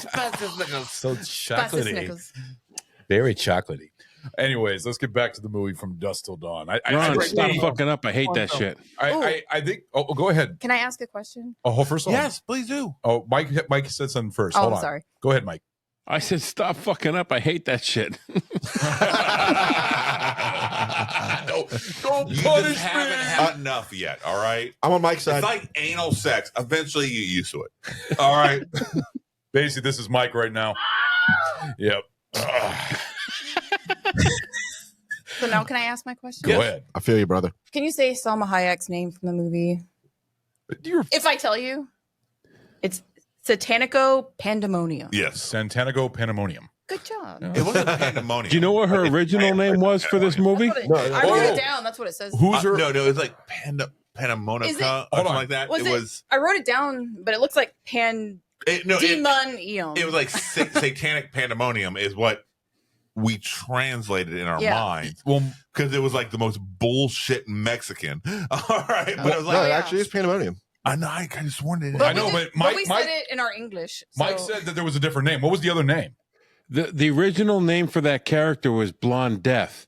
Yeah. But when Selma Hayek got the part, because she was brunette, they changed the name to Satanico Pandemonium. That's a way different name compared to Blonde Death. Well, you know who was asked who they were actually thinking about before her? Who? No. Madonna. That'd be horrible. Yes. Because that was That's- mid '90s Madonna. Yeah. And she wasn't that bad looking then. You know, Ray Yeah, it of was actually Light, Madonna. the Ray of Light Madonna. Ooh. She wasn't worn out then. No, actually, '90s she was actually pretty sexy. Yeah, I remember that Frozen video, which was all gothic and shit with the brunette. I thought she was sexy as fucking that. And also Ray of Light. You know when she's doing the dance with the Ray of Light. Sorry, all I see is Peter Griffin doing that. While we're on different names, the original name for this movie was different too. Ooh, what it was? I don't know. What was it? The initial title for this movie was The Blood Bank. Was a what? The Blood Bank, which I can see- alluded to the pivotal scene of this movie that No, took 100%. place in the titty twister. But I honestly, I really thought you said the Spank Bank. And I was like, what? What? That doesn't seem to relate, but Same. I can believe it. Same, but different.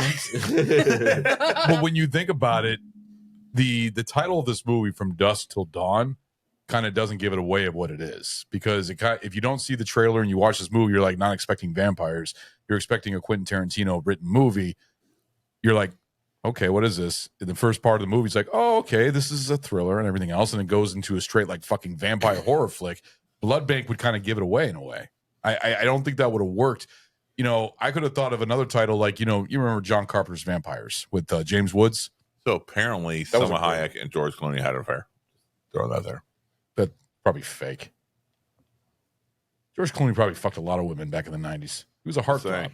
He was a heartthrob. He was single. It wouldn't have been an affair. Yeah. Yeah, but didn't you? I know, but oh my god. do you know how beautiful those fucking babies would have been? Jesus fucking oh Christ. god, they're so beautiful. I mean, they would have the been. beautifulest babies in the No, world. but how about Salma Hayek and Danny Trejo? I mean, Danny Trejo got a tattoo of her on his chest.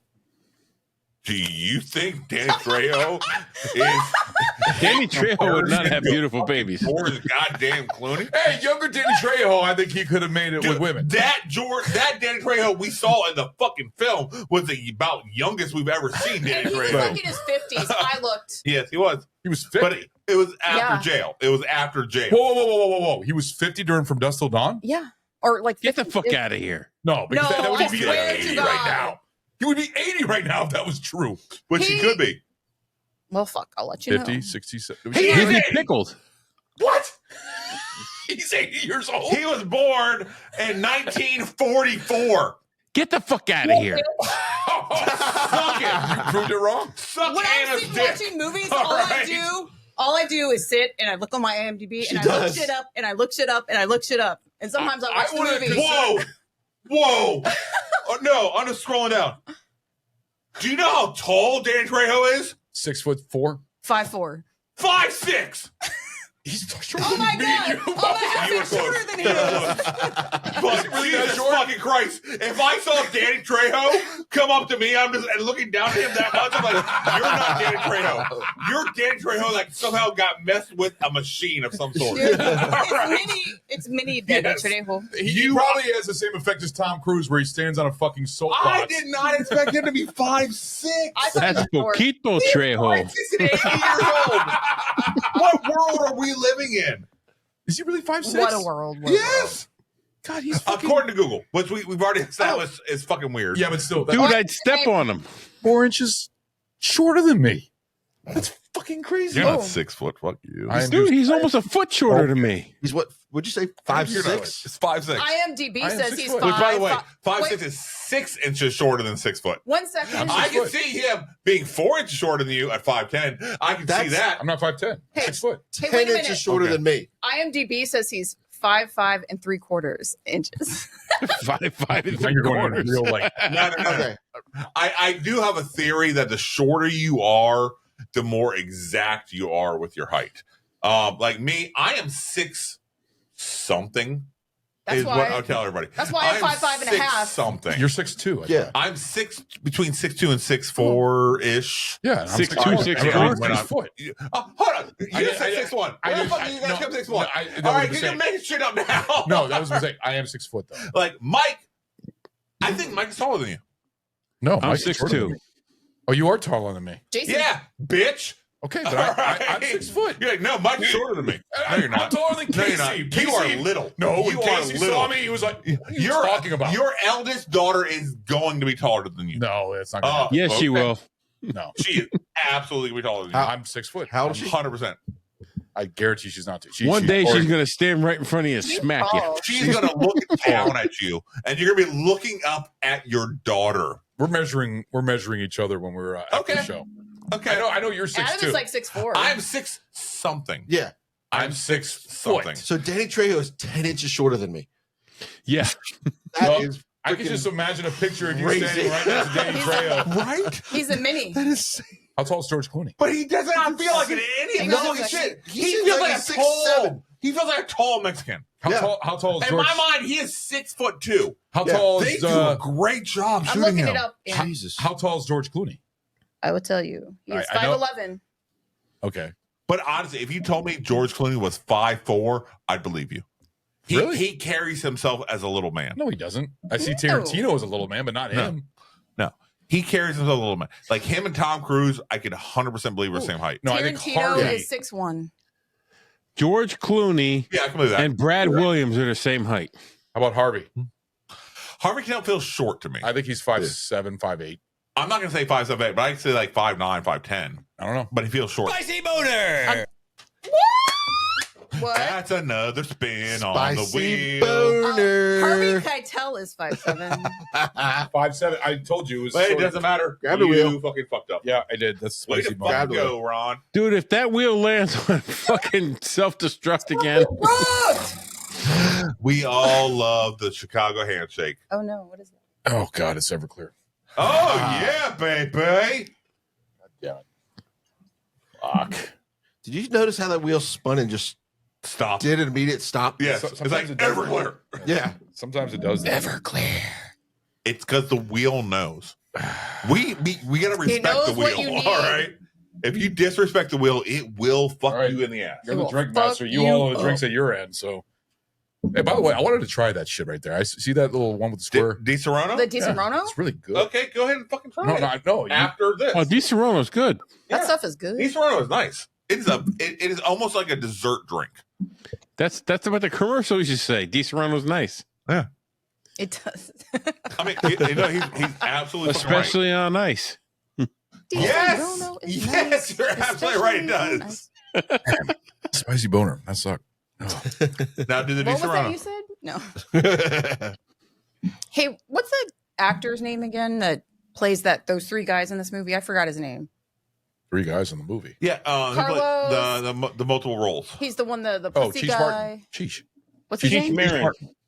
That's You 3 said times. it wrong like 4 times now. It's Cheech there's Marin. Marin. There is no Marin. T. You guys, you are. I'm so sorry. Honestly, She though, set you up, dude. all right, Mike, She set you up. I got to take my ears off. I'm sorry. Where are you going? He's gonna give her a hug. I've been waiting to do that for like That was 30 minutes. that was beautiful how you did that. Daddy picks. Oh, and whose episode is it? What's my punishment, Daddy? Oh God, It's my damn, punishment. it's giving me like not like a full chub, but Think it's a half chub. I will say it's got the length, not the solid, but it's got the length. Said your nipples are showing through your sweatshirt. Yeah. I'm gonna be nice. I'm gonna be nice. Have another shot of gin. Aw, that's so sweet. That's beautiful, Thank dude. you, brother-in-law. I appreciate That it. is so beautiful. Yeah, it was. He was nice to me on that one. Honestly, just because I'm so impressed by this gin. I'm floored by this fucking gin. Oh, it's good shit.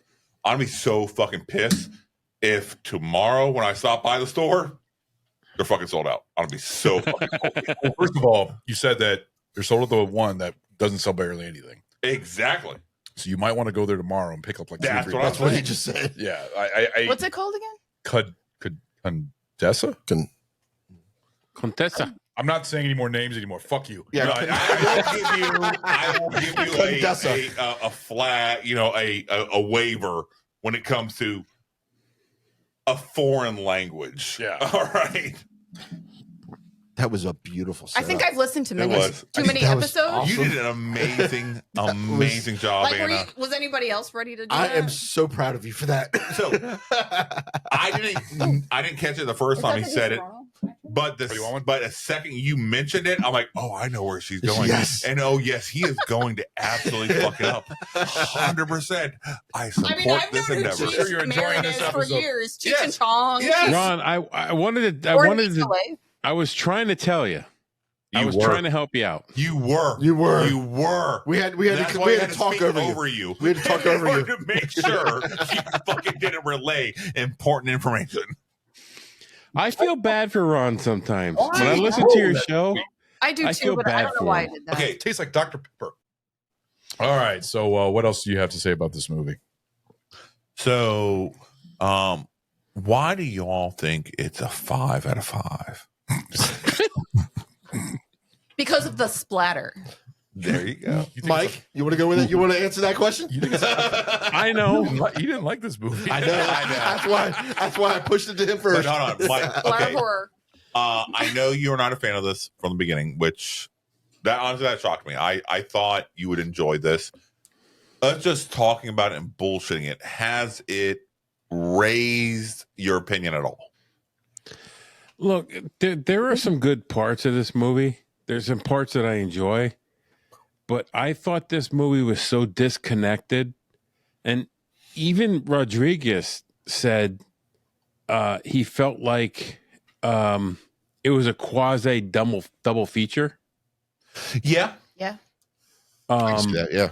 Quasi double feature? Yeah. Like he actually said that in an interview.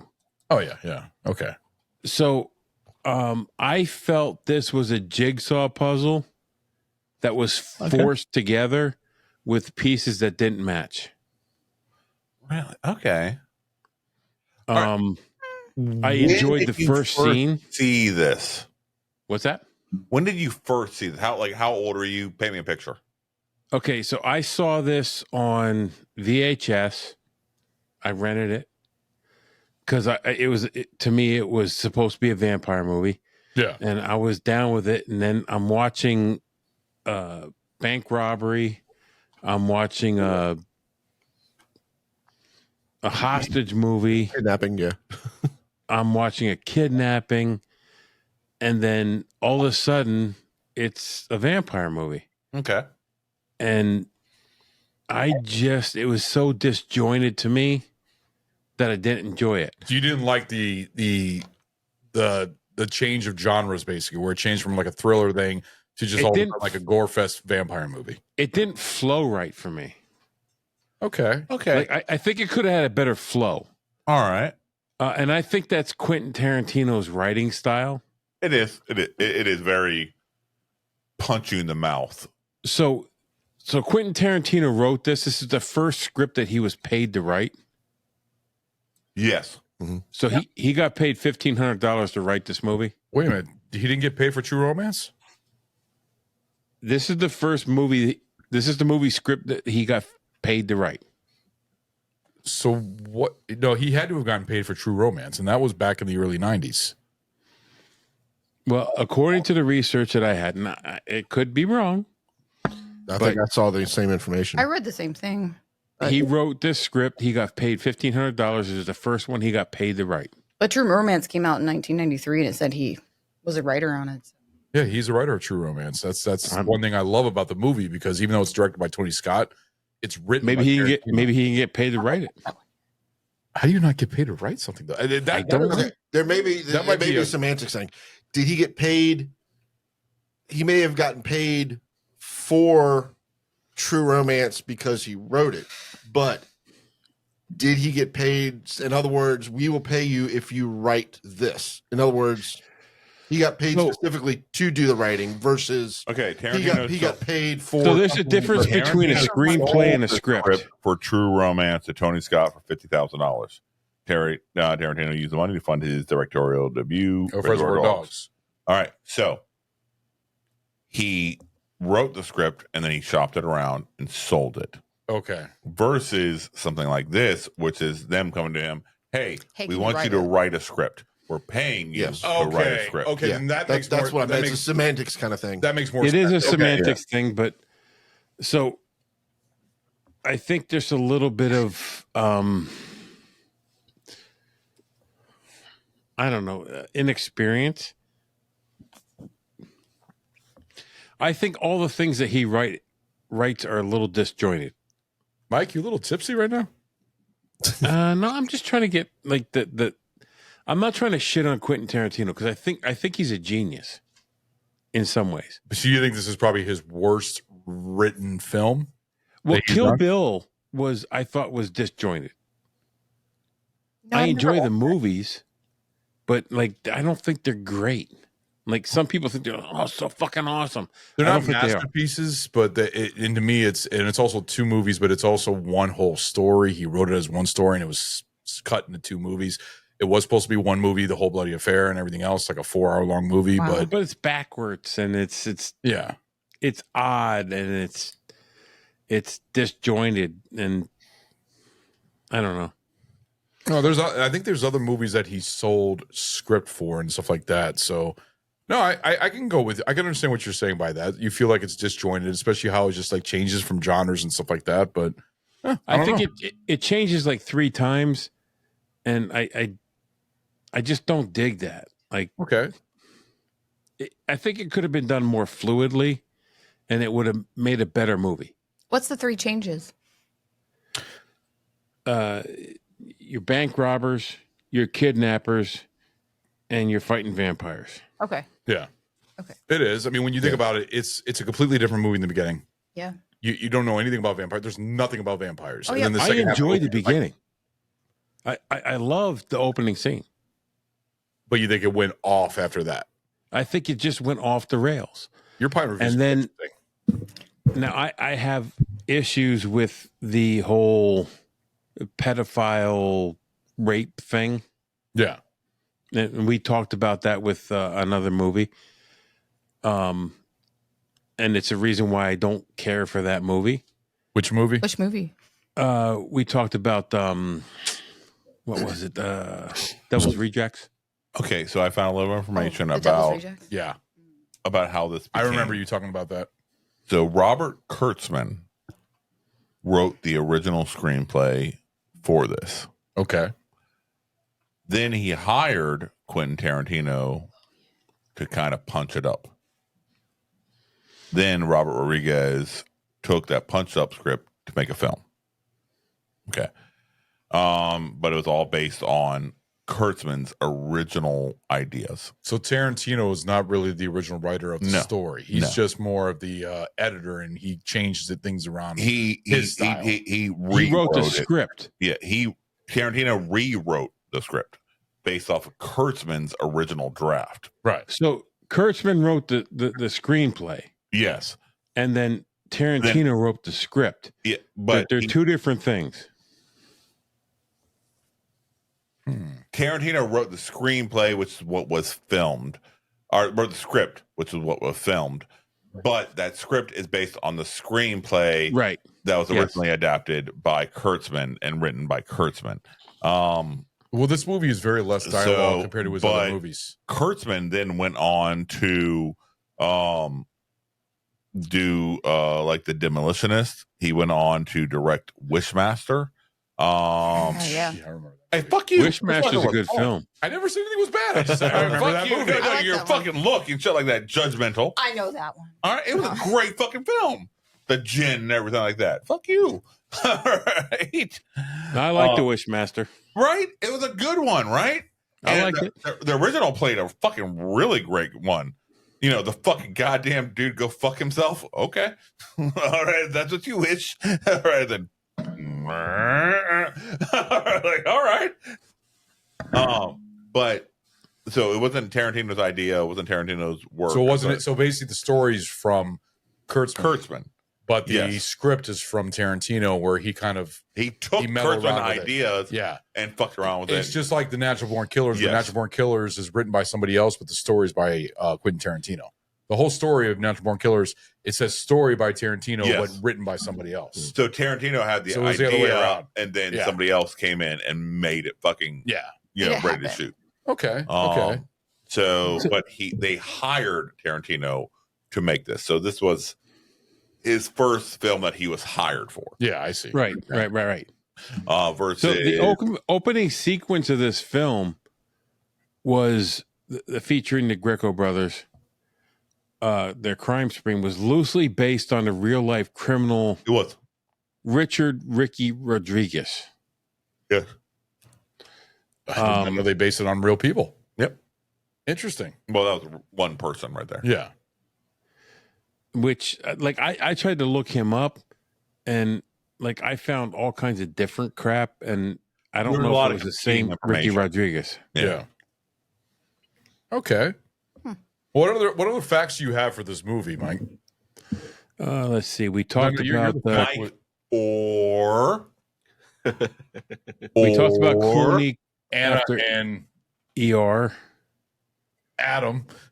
I know. I was close. I was waiting for that. Forgot our co-host. No, name? I almost called him by his real name. Yeah, I was waiting for him. I almost called him by his real name. Adam and Anna. Hold on. What did you just say? What's his real name again? He said Adam and I'm not Anna. saying his real name, you fucker. Hey, fuck you. I know what you're trying to do. He did it right. Come on. All right, go ahead. So, Trying to set him up again. When they were in the hotel, when he came back with the bag of burgers, they were Big Kahuna burgers. They were. Of course. They were. That was from Pulp Fiction. Yep. And the beer that they were drinking throughout the film was Congo beer, which is from Desperado. I didn't catch that one, but I can see that. Yeah. Yeah. Let's see what else I got here. Mike's the fact wizard here. I dive deep into this crap. No, I get so hung up in this crap. He told me in Texas I got plenty of stuff for this. Which is awesome. Oh, can I tell you all the people that were considered for the role of Seth Geffner? Go ahead. She beat me to it. Antonio Banderas. Yep. I was going to say that one. Yep. Steve Buscemi. Michael Madsen. Okay. Madsen. Tim Roth. John Travolta. John Travolta would have worked. Christopher Walken. No. I don't know about that. No. Jeff Goldblum. James Woods or Robert De Niro. James Woods, I could have James Woods. I could have definitely saw James Woods in that role, especially with him from trying Vampires. to picture him Not Robert De Niro. and then in that time frame, what he would be like. I feel like James would have been a little bit too old. No, because And Steve Buscemi. John Carpenter's Vampires, it came out around the same time. And he felt old as shit then. No, he didn't. He did not feel old. I don't know what you're talking Fuck about. you. He felt old as shit. I thought then. he was great in the He Vampires. was great, but he felt old. Yeah, but Travolta was the only one out of all of those that flat out said no. Well, all the Pulp other ones were scheduling issues. John Travolta was in Pulp Fiction, which was 94, and this came out in 96. That's That's why he said no. Yeah, well, It's 'cause he was more Tarantino brought interested his in Pulp stardom Fiction. back up because He he was kind not of his stardom went down and then he came He back. should with Pulp have Fiction. went and sucked Tarantino's dick for what he did for him in Pulp Fiction. All right, he said like, yes, you want me here? Okay, sure, you got it. Apparently, he wasn't interested in a vampire. Yeah. Fucking John.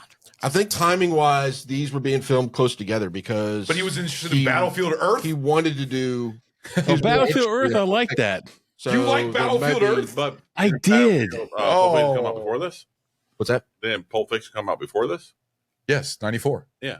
I don't know. Which means Oh, he God, that could. was a long It just time say ago. in the trivia, it just says that he was the only one. He had no interest in doing a vampire movie, and instead chose to do Pulp Fiction. Yes. So, in production time wise and stuff like that, even though it may have come out before, there may have been timing where That's one 2 was years. That's I don't know. 2 fucking years. Yeah. I don't know. That's just one of the trivias where it was saying that he was more interested in Pulp Fiction and not this, so that's why he chose to That do trivia, that particular trivia. I don't know. Out of all of those actors, I think James Woods would have been the best pick. Steve Buscemi. I think they made a good choice. Buscemi would have been interesting. Yes. That would have been weird. But I don't see him being like between him and Richie.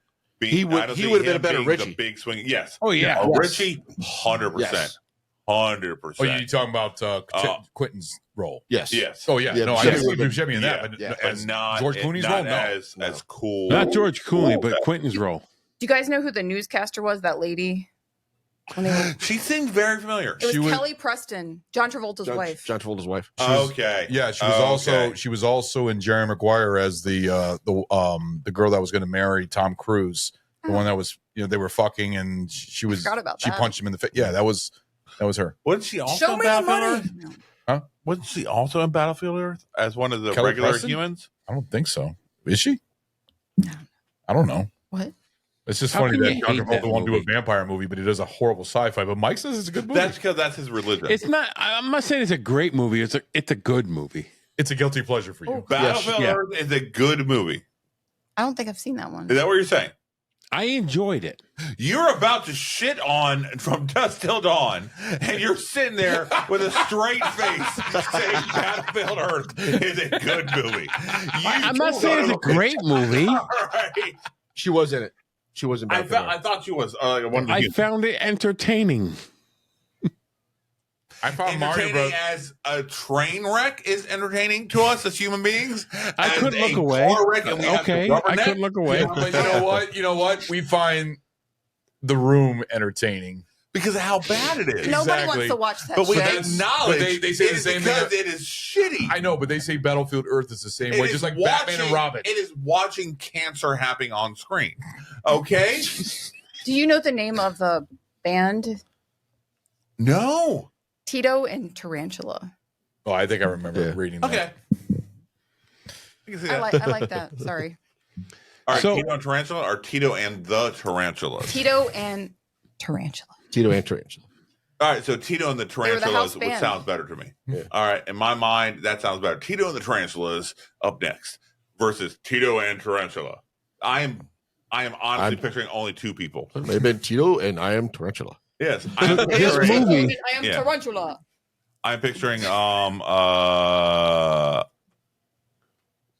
I'm blanking on the fucking band name from the 70s Okay, where tell me. one spun off to become the fucking man. The other one went fucking garbage. That doesn't give me a lot of I know. information. But yeah, Captain and Tennille. no. There's a lot of 70s stuff. Yeah.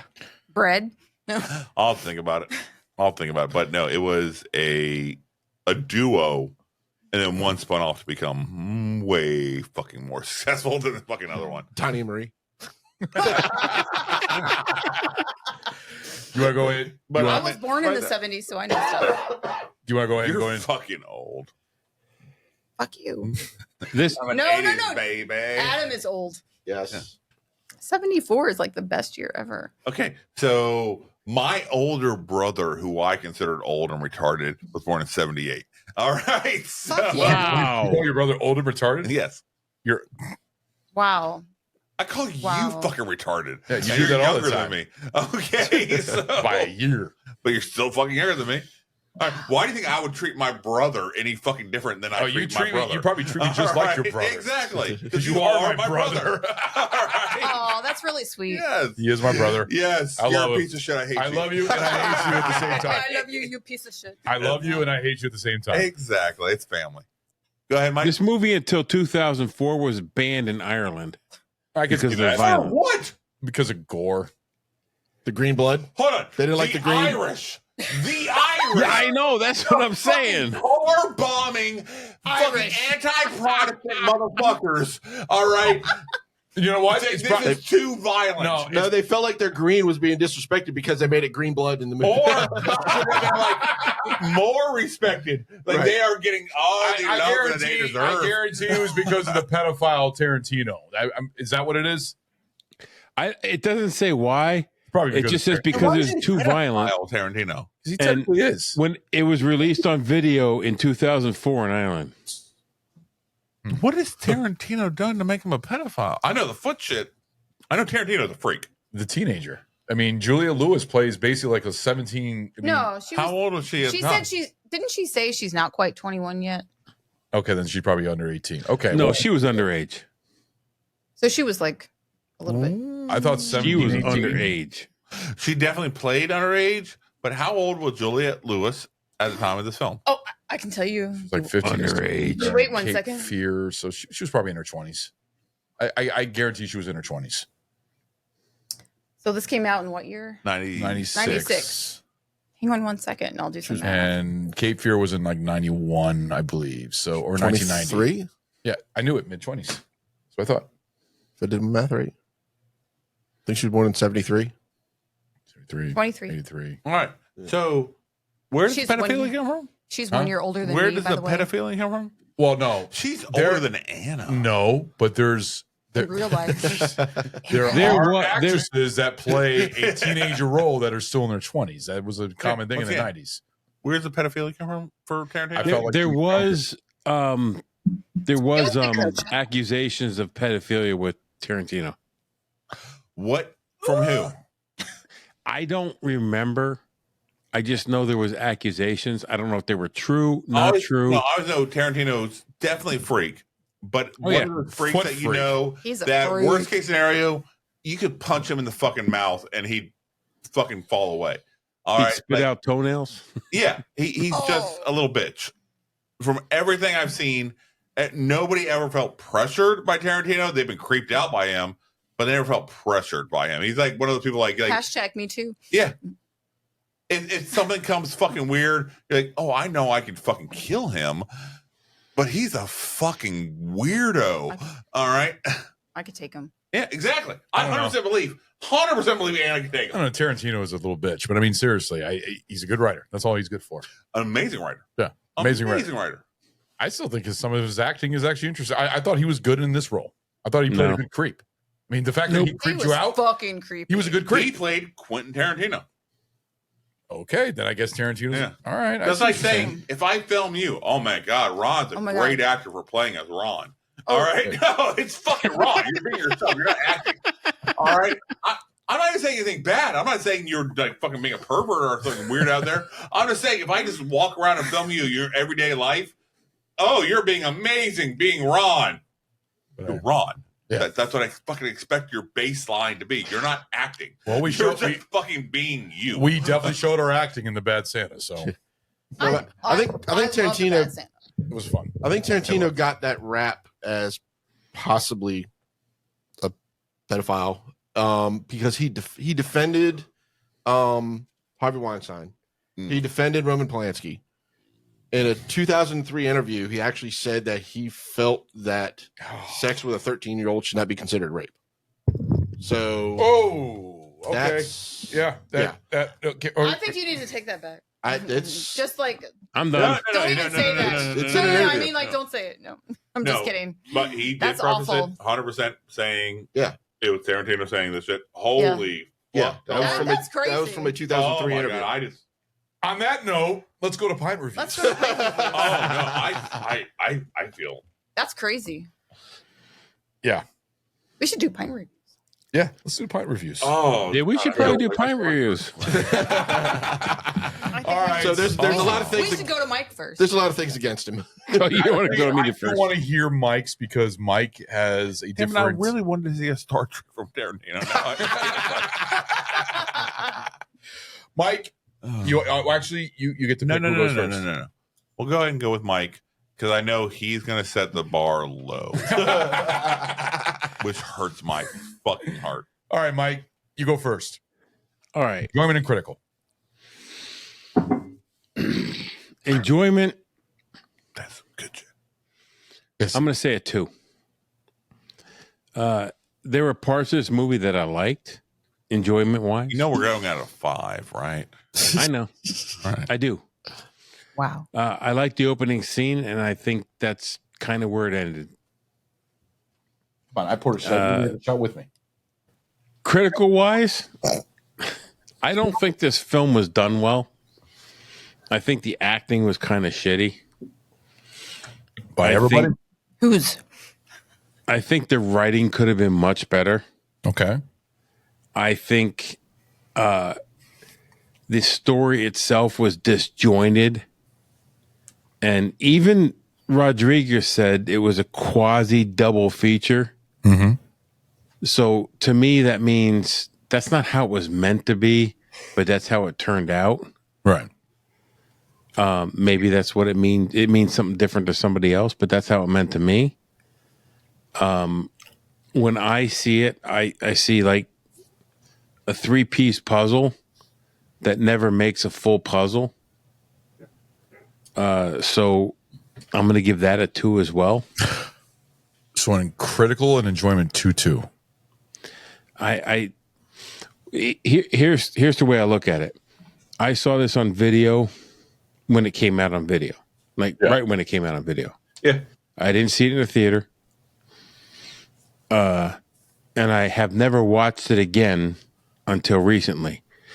And I'm like, I don't know why I never watched it again. And then when I watched it this past week, Now I know why. I'm like, oh yeah, that's why I didn't watch it again. Okay. Because I didn't like it. That's what I love about our podcast is that Didn't we like it. very and very different opinions. A lot I'm of not gonna different lie, it fucking opinions. hurts. I'm sorry, That Stu. happens in our show. It does. I'm so sorry. It's okay. It's okay. no. I still love you, Mike. I still do. And I am looking forward to more episodes with you. I'm looking forward to the Even big though one. you're wrong. All That's right. what's great about America. You can be as wrong as you want. I know. Look at the Democrats. All right. Mike, awesome. Anna? Can I just By the say? way, when did you get to choose who's the next one to give the opinion? This one. Isn't this my episode? Then I'll leave it off to you. You go ahead, Ron. Love it. Damn. What are you insulted to the fact that you're going second? No, I don't care. It's fine. I'm Don't want ready. to go damn. I was like, all right, because I already called Anna, and that's fine. Yeah, You- because it's not your episode. All right, there you go. Enjoyment for this movie. I enjoyed this movie. I've seen it many times. I've even watched Full Tilt Boogie, which is actually the making of this, which I enjoy even more. I enjoy them just having a good time on set and everything else. George Clooney, Quentin Tarantino, and everything. They're just having a good time on set, on the special effects and everything. This movie is definitely different. You can definitely tell the difference on how it's written by Tarantino. I was a little shocked to know that this was actually a story not by Tarantino. I thought this was actually his baby. I did not know that this was actually written by somebody else, and he just changed the story around and rewrote it. I didn't know about that. I'm a little shocked about that. But the enjoyment of this is fine. I think this is great. I thought that this was enjoyable. The whole beginning was like, oh man, this is a thriller, and then all of a sudden it's just like a straight up fucking crazy horror movie, just like fucking people being killed all over the place. Horror, the fucking special effects, practical effects, which I love. Little bit of smidge of CGI in there, but I enjoyed it. It was fun. It was very Tales from the Cryptish. When I feel like this could have been a Tales from the Crypt movie. I know you said you don't really care for that, but I think this would have worked. But then you got Bordello of Blood. Which is better, Dusk Till Dawn or Bordello of Blood? Dusk Till Dawn is better. Yeah, but Bordello of Blood is still fun. It's goofy, fun, TNA and stuff like that, and plenty of gore. But this one had more of a good storyline. I enjoyed the acting. I thought the acting was fine. I thought the acting with all the actors was great. I thought Tarantino played a good creep. George Clooney played a good badass. Cheech Marin, I'm not saying his name anymore. Cheech Marin. Cheech Marin did a great job. No T. Okay, well, there you go. Anyways, I thought he did great for the 3 roles that he did. So enjoyment for this, I will give. This is hard. I'm trying to figure it out. I'll give it a 4 1/4. 4 1/4. Nice. 4 1/4. That is a very strong. No, it's a very fun movie. This is, if I feel like I'm in a bad mood, I feel like watching a good horror movie, something that takes place in Mexico, and got a lot of great gore and vampire. Yeah, this is fun. This is There's a lot of stipulations. If I'm feeling like watching a good horror movie that takes place in Mexico, it's got vampires and got good gore. Yeah, this will be one of them. Yes. No, but seriously, 4 1/4. So what's the second one? The second. Well, if this is gonna be the first that meets all those criteria, what's the second one that meets all those criteria? There is no second one that meets all those criteria in Mexico and everything like that. And vampires. Oh, John Carpenter's Apocalypto. It's in Mexico. Yes. Is it really? Okay. Yeah, John Carpenter's Vampires is From Dusk Till Dawn fun. 3, which is technically a prequel. Yeah, Vampires. John Carpenter's Vampires is in Mexico. Okay, That's I forgot actually that was another Mexico. one. Yeah, no, I love that movie. John Carpenter's Vampire. I love John Carpenter. But no, seriously, 4 1/4. I enjoy this movie. This is a fun movie to play anytime. This is not just a Halloween movie. This is any time of the year. I really enjoy George Clooney in this. Critically, though, there's a lot of flaws. A lot of plot holes. Okay, like what? The plot hole is basically explaining the whole thing. Like, first of all, the whole ordeal with the semi truck, where they said that the whole license and everything. I thought that was like, that's stupid. a bullshit fucking plot hole. Yeah. You're reaching. You're reaching. No. The fact that he said he needed a CDL for his fucking RV. No, but you are reaching. No, also, and that is a fucking plot hole to also you. The fact that you don't really know that much about the vampires and their history and stuff like that. It doesn't explain anything. I'd like to but know. We'll find out at the end. I'd like to know. Watch From Dusk Till Dawn 3, which is the prequel. It's been a while since I've seen it. But I'm saying, if you needed to know, there you go. You got a prequel. It didn't explain that much. It was just you didn't need to know. But that's the thing. I saw the part where all of a sudden they're just put into this world. They're at a bar. They're enjoying themselves. That's all. And all it of a sudden is. it's just fucking. Hey, it's just there's no plot. It's just people just killing everybody and then trying to kill the vampires. Once again, if vampires existed in the fucking real world, all right, we'd all be living our own lives. We'd all be having our own shit going on. Then all of a sudden, out of fucking nowhere, shit goes sideways. We got vamps. Yeah. All right, that's our fuck. That's it. We don't need to know their background to fucking be bloodsucked. All right, it's just all of a sudden here they fucking are. This is our fucking reality now. All right, all right. To be bloodsucked, and it's to fucking deal with them. Yeah, no, for us who says about a fucking nice little goddamn picture and shit. Oh, we are you going to say this is a fucking perfect movie? We know their shit. We need to know all this stuff behind them. We know their fucking goddamn. Oh, goddamn Lilith went and did this shit because she turned her back. No, we don't need to know all the shit. Shit happens. You live your life, and then if you wake up in a fucking vampire world, guess what? You wake up in a fucking vampire world. Fucking deal with it. It's a flawed. Like I said, it's not a perfect movie. It's not. It's flawed. There's some flaws in it. There's, the special effects are good for practical, and I think that some of the CGI was a little rough on some scenes, especially with the morphing scenes and stuff like that. But altogether, for critical, I'd probably give it a 3. This is made for like fucking $2 on a shoestring budget. It was, Okay, and I think they did well, but I'm not going to give it a higher I'm rating. pretty sure they gave more fucking goddamn money to provide crack cocaine See how he's giving for me their goddamn lunch See than how they did for the fucking film. You gave it a 2 out of 2, and I'm giving him this, and he's still giving me shit. But he didn't give you shit. It's just I'm heartbroken. I respect Mike. You're an asshole. You know what? I'm happy that we just didn't have to drink tequila. Yeah, it really is because we tied it into recording the last season of the Gin. All right, Yes, yes, thank God. I guarantee you probably would have 100%. You probably would have picked I the was tequila. prepped. Yeah. But when for this film, it was absolutely going to be tequila. Yeah. 100%. No, thank and I was you. going to find the worst fucking tequila I could just to get Ron to fucking puke. All right, I had it in my mind. Oh God! Actually, we I got didn't to tell fit you my it in with weakness. gin did I? time. Hey, I've gotten Fit better. it in with gin time. I've gotten better. You have. I've I gotten hope better. I didn't tell you my weakness. But anyways, It's fine. no, for my pilot reviews, I get a 4 1/4, and for my critical, I will give it a 3. It's a fun movie. it's a typical horror movie. I mean, but it's got that Tarantino style to it, with the writing and stuff like that, and also with his basically his tropes for with the black suits and the tie and everything else, the two brothers and everything else, his language, the dialogue and everything else. But I enjoy it. This is a fun movie. So yeah, 4 1/4 and 3 for critical. So there you go. Very nice. All right, let's go ahead and go to Anna. Oh, come on. Okay. All right, fine. Adam. Okay. All right. Whatever you think. Whatever you think. Critical. It was. I'm gonna agree with like a little bit. It was a little disjointed.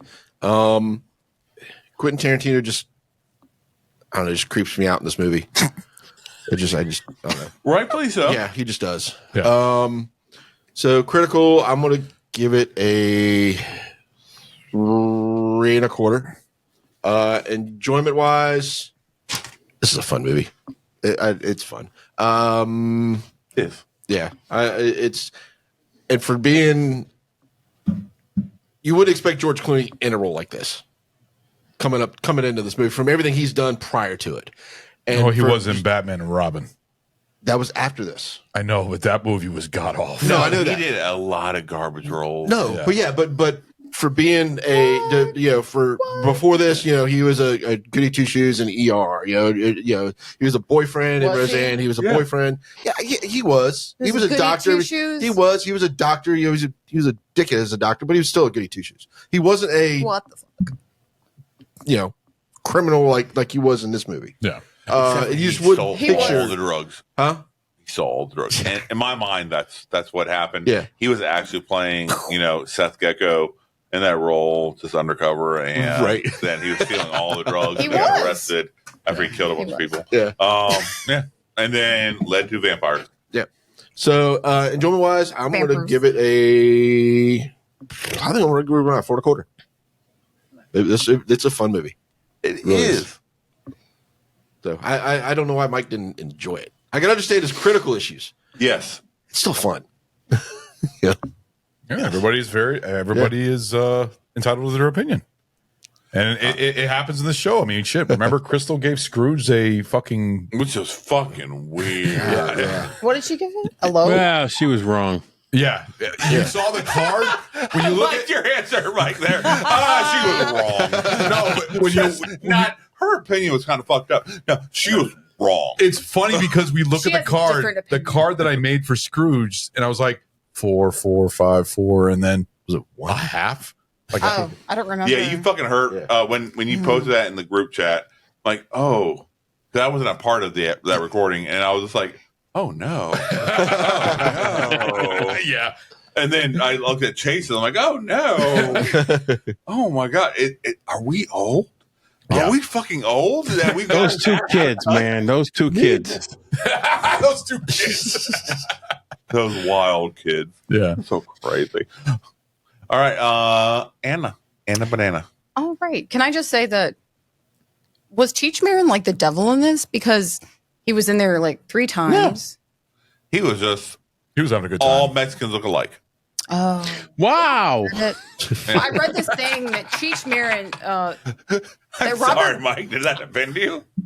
No. I read this thing that Robert Rodriguez said he was kind of playing the devil. That kind of makes sense. Because, he was there at the border, and then he was there at the Chez Posay. So if he was there at the border, wouldn't he have just not come in to inspect the shit and like, oh, I know what the fuck's going to go on here. Y'all are about to get fucked. Keep on going. But then he was Carlos. As Carlos, that was the door guard, right?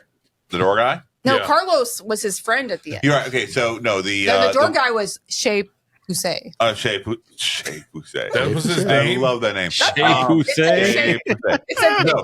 All right, if he was the devil then, once again, he wouldn't have bothered to try to stop them from coming in. No, but then come on in. We're all good. But then El Rey was like, it was either hell or just a place where criminals go.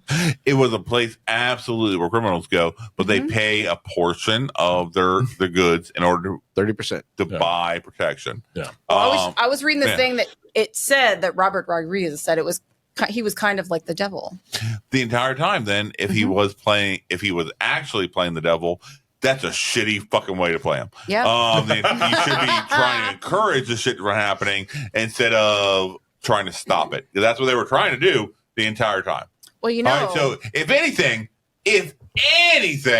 Cheech Marin was playing the god. All right, he was playing Jesus. He almost caught them at the border, though. Yes, he was trying to stop them from their eventual fucking demise. Knocked out Richie, which was one of my favorite parts. That was a great. That was my favorite part. That was a great fucking thing. Oh no, I don't know what happened, Richie. Fainted. It's okay, you just fainted. I don't know. So what's your enjoyment? So my enjoyment is like Your glasses are fucked, but it's okay. Hey, why are you getting upset? I did what I could have stopped. So my enjoyment was like a 4. Good. Wow. I really like this movie. I think the first time I watched it, all I could remember was I don't like Quentin Tarantino. Mike, you're our crystal. He was so creepy. I'm just wondering, when's the first time everybody watched this? Mine was very shortly after it came out. If it came out in 1996, like I probably watched it on some movie channel. I actually own this on VHS because I had a huge collection of VHS before I got to DVD. And I actually own this one. So it was actually I think 97, 98 or something like that. I saw a bootleg of this while still Deers. Yeah. And I can't say I didn't like the movie. Adam, when did you first We probably watched it at the same time. Yeah, we probably watched it at the exact same time. Yeah. I'm sure it was. It was on a movie channel on probably Dish Network. late 90s. Yeah, had a lot of the movies Adam I've watched seen it at the old folks' home. Yeah, that's what I watched it the other day. It came out in the 1996. All right. But I'm pretty much sure that I just watched it like one time, and then I just watched it the other day. Yeah. I have so many of my drivers come back. Hey, insert your real name. I'm like, I know a lot of insert the real names. Right. Who the fuck are you talking about? Well, they said to say hi. I'm like, it's so funny because they come in. Where have you delivered to recently? I'm like, okay, I know exactly who you're talking about. It's so funny. They're like, how do you know our dispatch? Yeah. What's your critical? I'm just like, okay. Just because you have such a common name. When they stop talking. By the way, so-and-so said hi. I'm like, I need a little bit more help than this. I need a little bit more. I think my critical would be a 4 also. They had really cool. Wow. That's a very high 4. They had really cool like special effects. The special effects Practical were effects? really They were fucking awesome. fun. I was like, it's called the splatter horror thing It is. on IMDb, and that's It is- kind of it what is- I like. It is gore. It is absolute gore for the sake of gore. Yeah. Yeah, but which one's more gorier, this or Planet Terror? This. Planet Terror was more gorier than Planet Terror. Yeah, exactly. I think this agree. I think this is gorier. You need to watch Planet Terror again because Planet Terror was more We full just of gore watched than that, this. what, a year and a I half mean, ago? just This has green blood. That one has actually real fucking human blood. It does Just not have with the, real like, human the blood. vampire I bodies guarantee were- it does not have real human blood. All right. It still has fucking. I'm sorry if I can see past Human-ish. the fucking green and recognize what it's trying to be Just and even- understand that it's gore. And I'm Look up not on a your phone. retarded Vampire child blood is green. who more understands. Oh, From granted, Dusk Till granted, Dawn or not bad, Planet bad, Terror, bad, which is bad. more All violent? right, no, fuck I mean, that. they had like I don't have my phone. weird soft bodies that was easy to kill. Like, Yeah. like that one guy, Frost, he was like, you But it was know, also funny. I agree with you, Mike. Planet Terror is more gorier than this. No, Absolutely. Thank you. disagree. But- 100%. but I really He's even recommend it looking it to up on AI. anybody that wants to watch this. So 4. Wow. Okay. All right. So first off, thank you all 4 of y'all for. I think joining you us. had fun with this episode. I did 100%. And you didn't even have to. You didn't even prepare for it. Not at all, except for watch the fucking film. It's one of our We longest. prepared episodes. for you. Yeah, and I appreciate that. It's almost 3 hours long. So this is a film that does not deserve a lot of dissection. Accolades. Not what it's for. What was It that, is- Mike? Go ahead. It doesn't deserve a lot of accolades. No, it doesn't deserve a lot of dissection. It is just something that is supposed to be a popcorn flick. Yeah. You're supposed to have fun turn your brain off and enjoy the fucking ride. Yeah. It is not something super deep or multifaceted the way, let's say, Pulp Fiction, and the quintessential accepted Tarantino film. Yeah. All right. It is not something layered upon layered upon layered.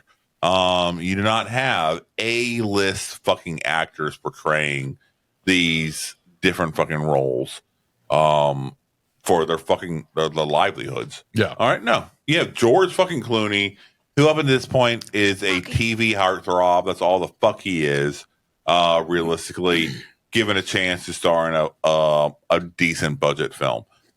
You have Harvey Keitel, he can just be himself in every fucking film. He's Harvey Keitel. Yep. Amazing to see, just like Christopher Walken. But every film you see Christopher Walken in, he's Christopher Walken. Harvey Keitel. Every fucking film they you say see the him same in. thing about George Clooney when you think about it. No, George Clooney has some range, a little bit of range. Yeah. All right. I'm not saying great, but he definitely has range. He's okay. But I disagree on that, but okay. Okay. So him as Jackie's boyfriend and Roseanne versus him as Batman. They're different, right? They are fucking different people. But they both sound like George Clooney. I don't give a fuck if they both sound like George Clooney. That's his fucking voice. That's his goddamn voice. You can't change his fucking voice. No, actors can change their voice. Daniel Day-Lewis has changed his voice for many roles. Yeah. And a lot of them still sound like Daniel Day-Lewis really. playing a Southern accent. Daniel Day-Lewis playing an English accent versus an Irish accent. Daniel Day-Lewis placing a blank accent. You just I'd like to see George Clooney do an Irish Daniel accent. Day-Lewis. It's his fucking voice. I bet he could do an Irish accent. Yes, 100%. Gary Oldman's done different. Yeah, but they all still, the cadence, the terminology they use, everything still sounds like them. Just like Alec Baldwin. Whatever accent they happen to throw upon it, it's still them. Yeah. All right. Irish Christopher Walken, English Christopher Walken, Arab Christopher Walken, New York accent, Mexican Christopher Walken. All right. Sounds it the is same. Still Christopher fucking Walken. All right. Okay. And I guarantee, I type in any of those fucking search terms, I'm gonna find a person of that culture speaking like Christopher Walken. And you're like, oh yeah, that's Mexican Christopher Walken. Hey. Yeah. Okay. No trabajo. Or whatever. This fucking weird shit. I don't think Christopher Walken's a good one to say because Christopher Walken sounds like nobody else. More cowbell. It's just his cadence and the way he talks. Nobody else. But I can see. You're talking to my friend all wrong. What was that, Mike? You're talking to my friend all wrong. Donde está el baño? Mi friend. All wrong. All right. But there's certain people whose voices will always be the same, but they can actually fucking act. Yeah. All right. Like I really enjoy why am I blanking on the actor's name? Venom. Tom Hardy. Tom Hardy. Yeah. I really enjoy Tom Hardy, but I truly feel he is playing Eddie Brock as retarded. All right. I truly feel I remember you saying is that the decision he is making, and he is leaning heavily into that, but he is playing it so fucking different than some of his other roles.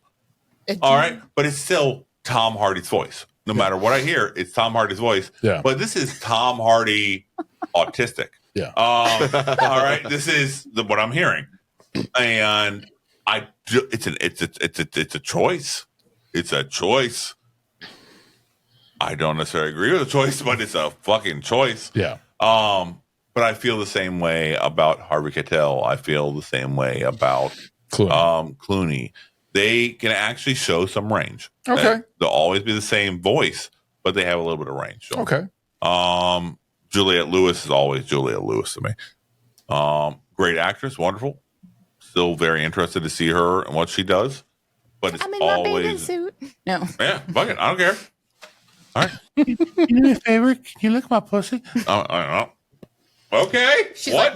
like, what? What? All right. What were we talking about? Yeah.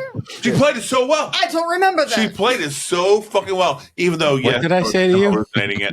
100%. Because he's crazy. What did we discuss? Yeah. What the fuck are you talking about?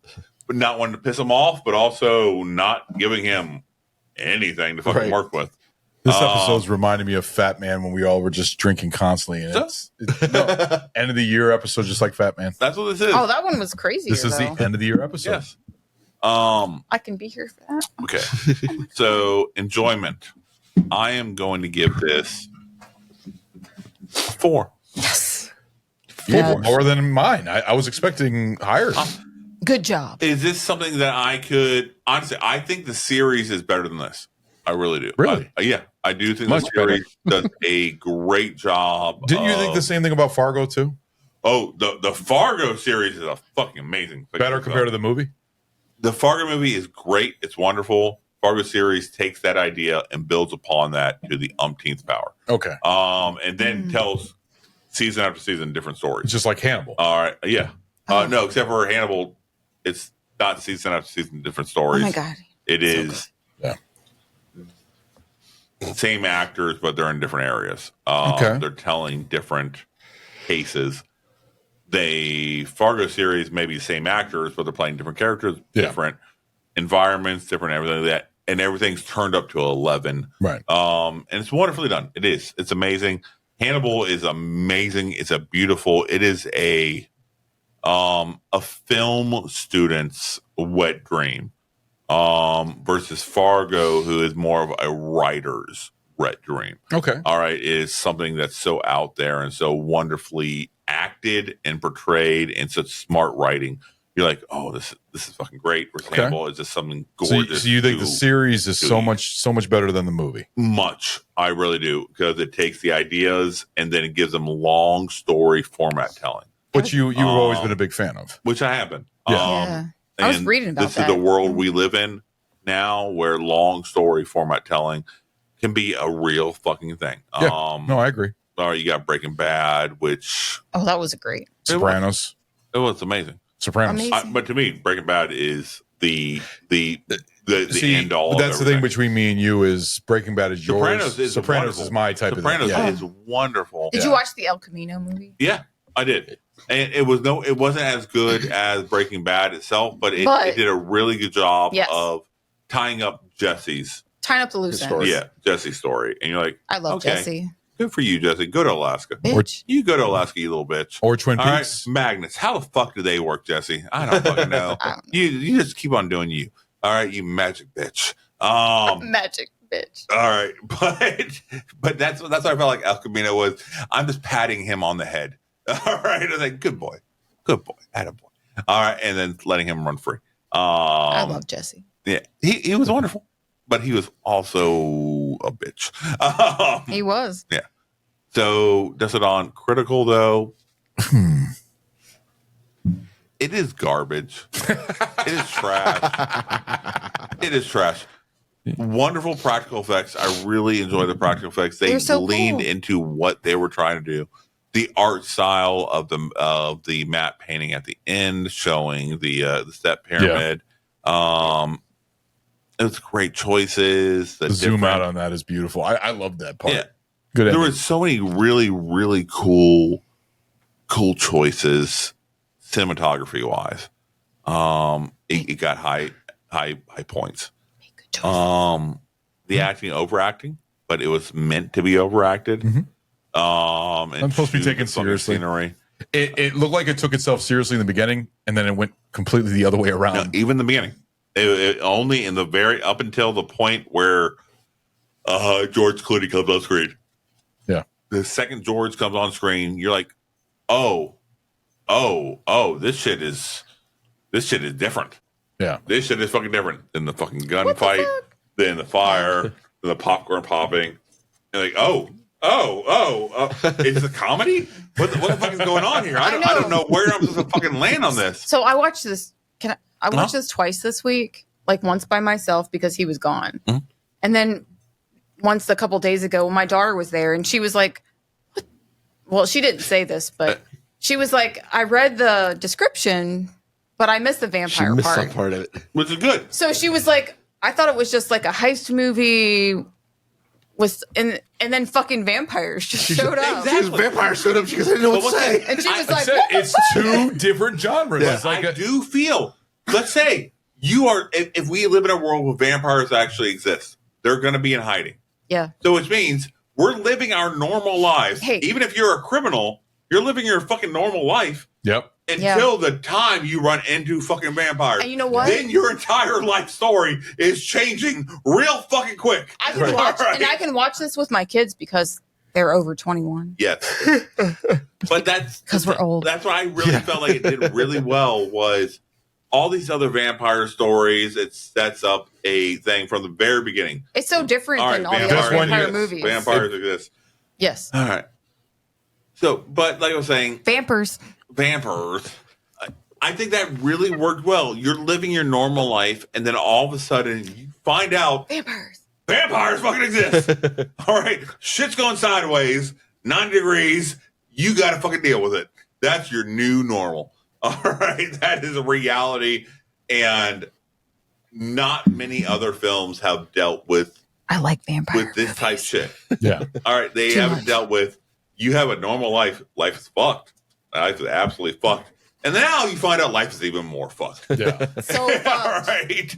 And you have to deal with it. And deal with it in an amazing way. And I respected the fuck out of that. And I remember specifically my buddy who recommended this film not telling me a fucking thing about it, giving him a hug afterwards. Is it somebody I know? No. Oh, okay. No. Because there's vampires. No, I'm like, this is, that was amazing. I did not expect it. Great job. I wish you had kind of told me not to drop fucking shrooms before the film. That would have helped a little bit. What's your what is your critical rating? Huh? My critical rating on this, honestly, it's like a 4. It is a strong 4. Oh, wow. Okay. I was expecting something low after that whole. Excuse me. Right. High five. Yes. Okay. It is a strong 4. Strong 4. Because it is not meant to be taken seriously. The special effects are really well done for what they're trying to describe. They did so many different expressions throughout the film of the different creatures that they were fighting against. Yeah. Amazingly well done. I thought George Clooney's acting was really well done. Yeah. I thought Tarantino's acting as a creepy motherfucker really fucking delivered home, even though he was just being himself. Quentin Tarantino. Yeah. I thought Juliette Lewis did well. I thought Harvey Keitel for a good And the chunk Asian there kid. as somebody who had lost faith in God. Ernest Liu. Yep. Ernest Liu. Even Ernest, yeah. Ernest you Liu, I thought kill did me? well. I really thought Ernest did well. I know.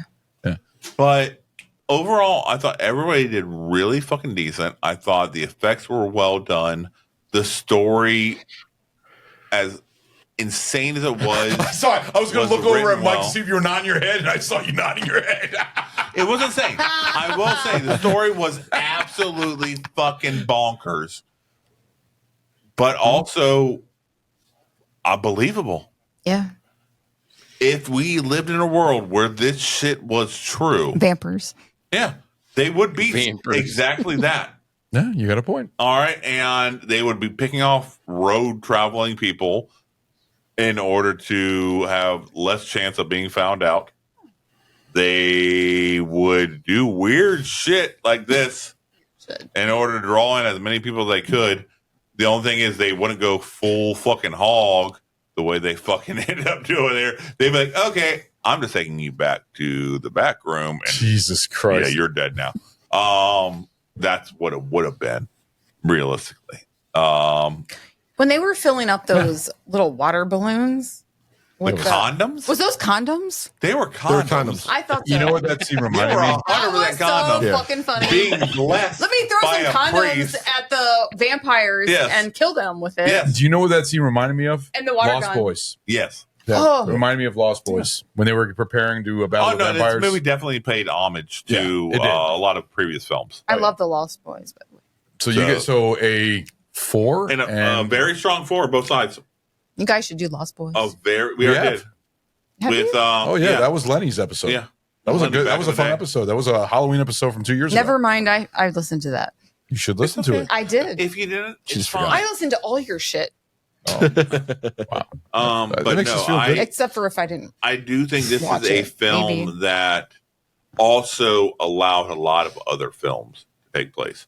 I think without From Dusk Till Dawn, there wouldn't be films like Fido. Like Like what? Fido. Fido? Zombie. Yeah, it's a zombie film. It's a comedy. There wouldn't be films like What We Do in the Shadows and the series that comes from Alpha. Great fucking movie. That's But awesome. it's taking something that is a general acceptance and then turning it on its head and saying, "Hey, what if we do this instead?" Yeah.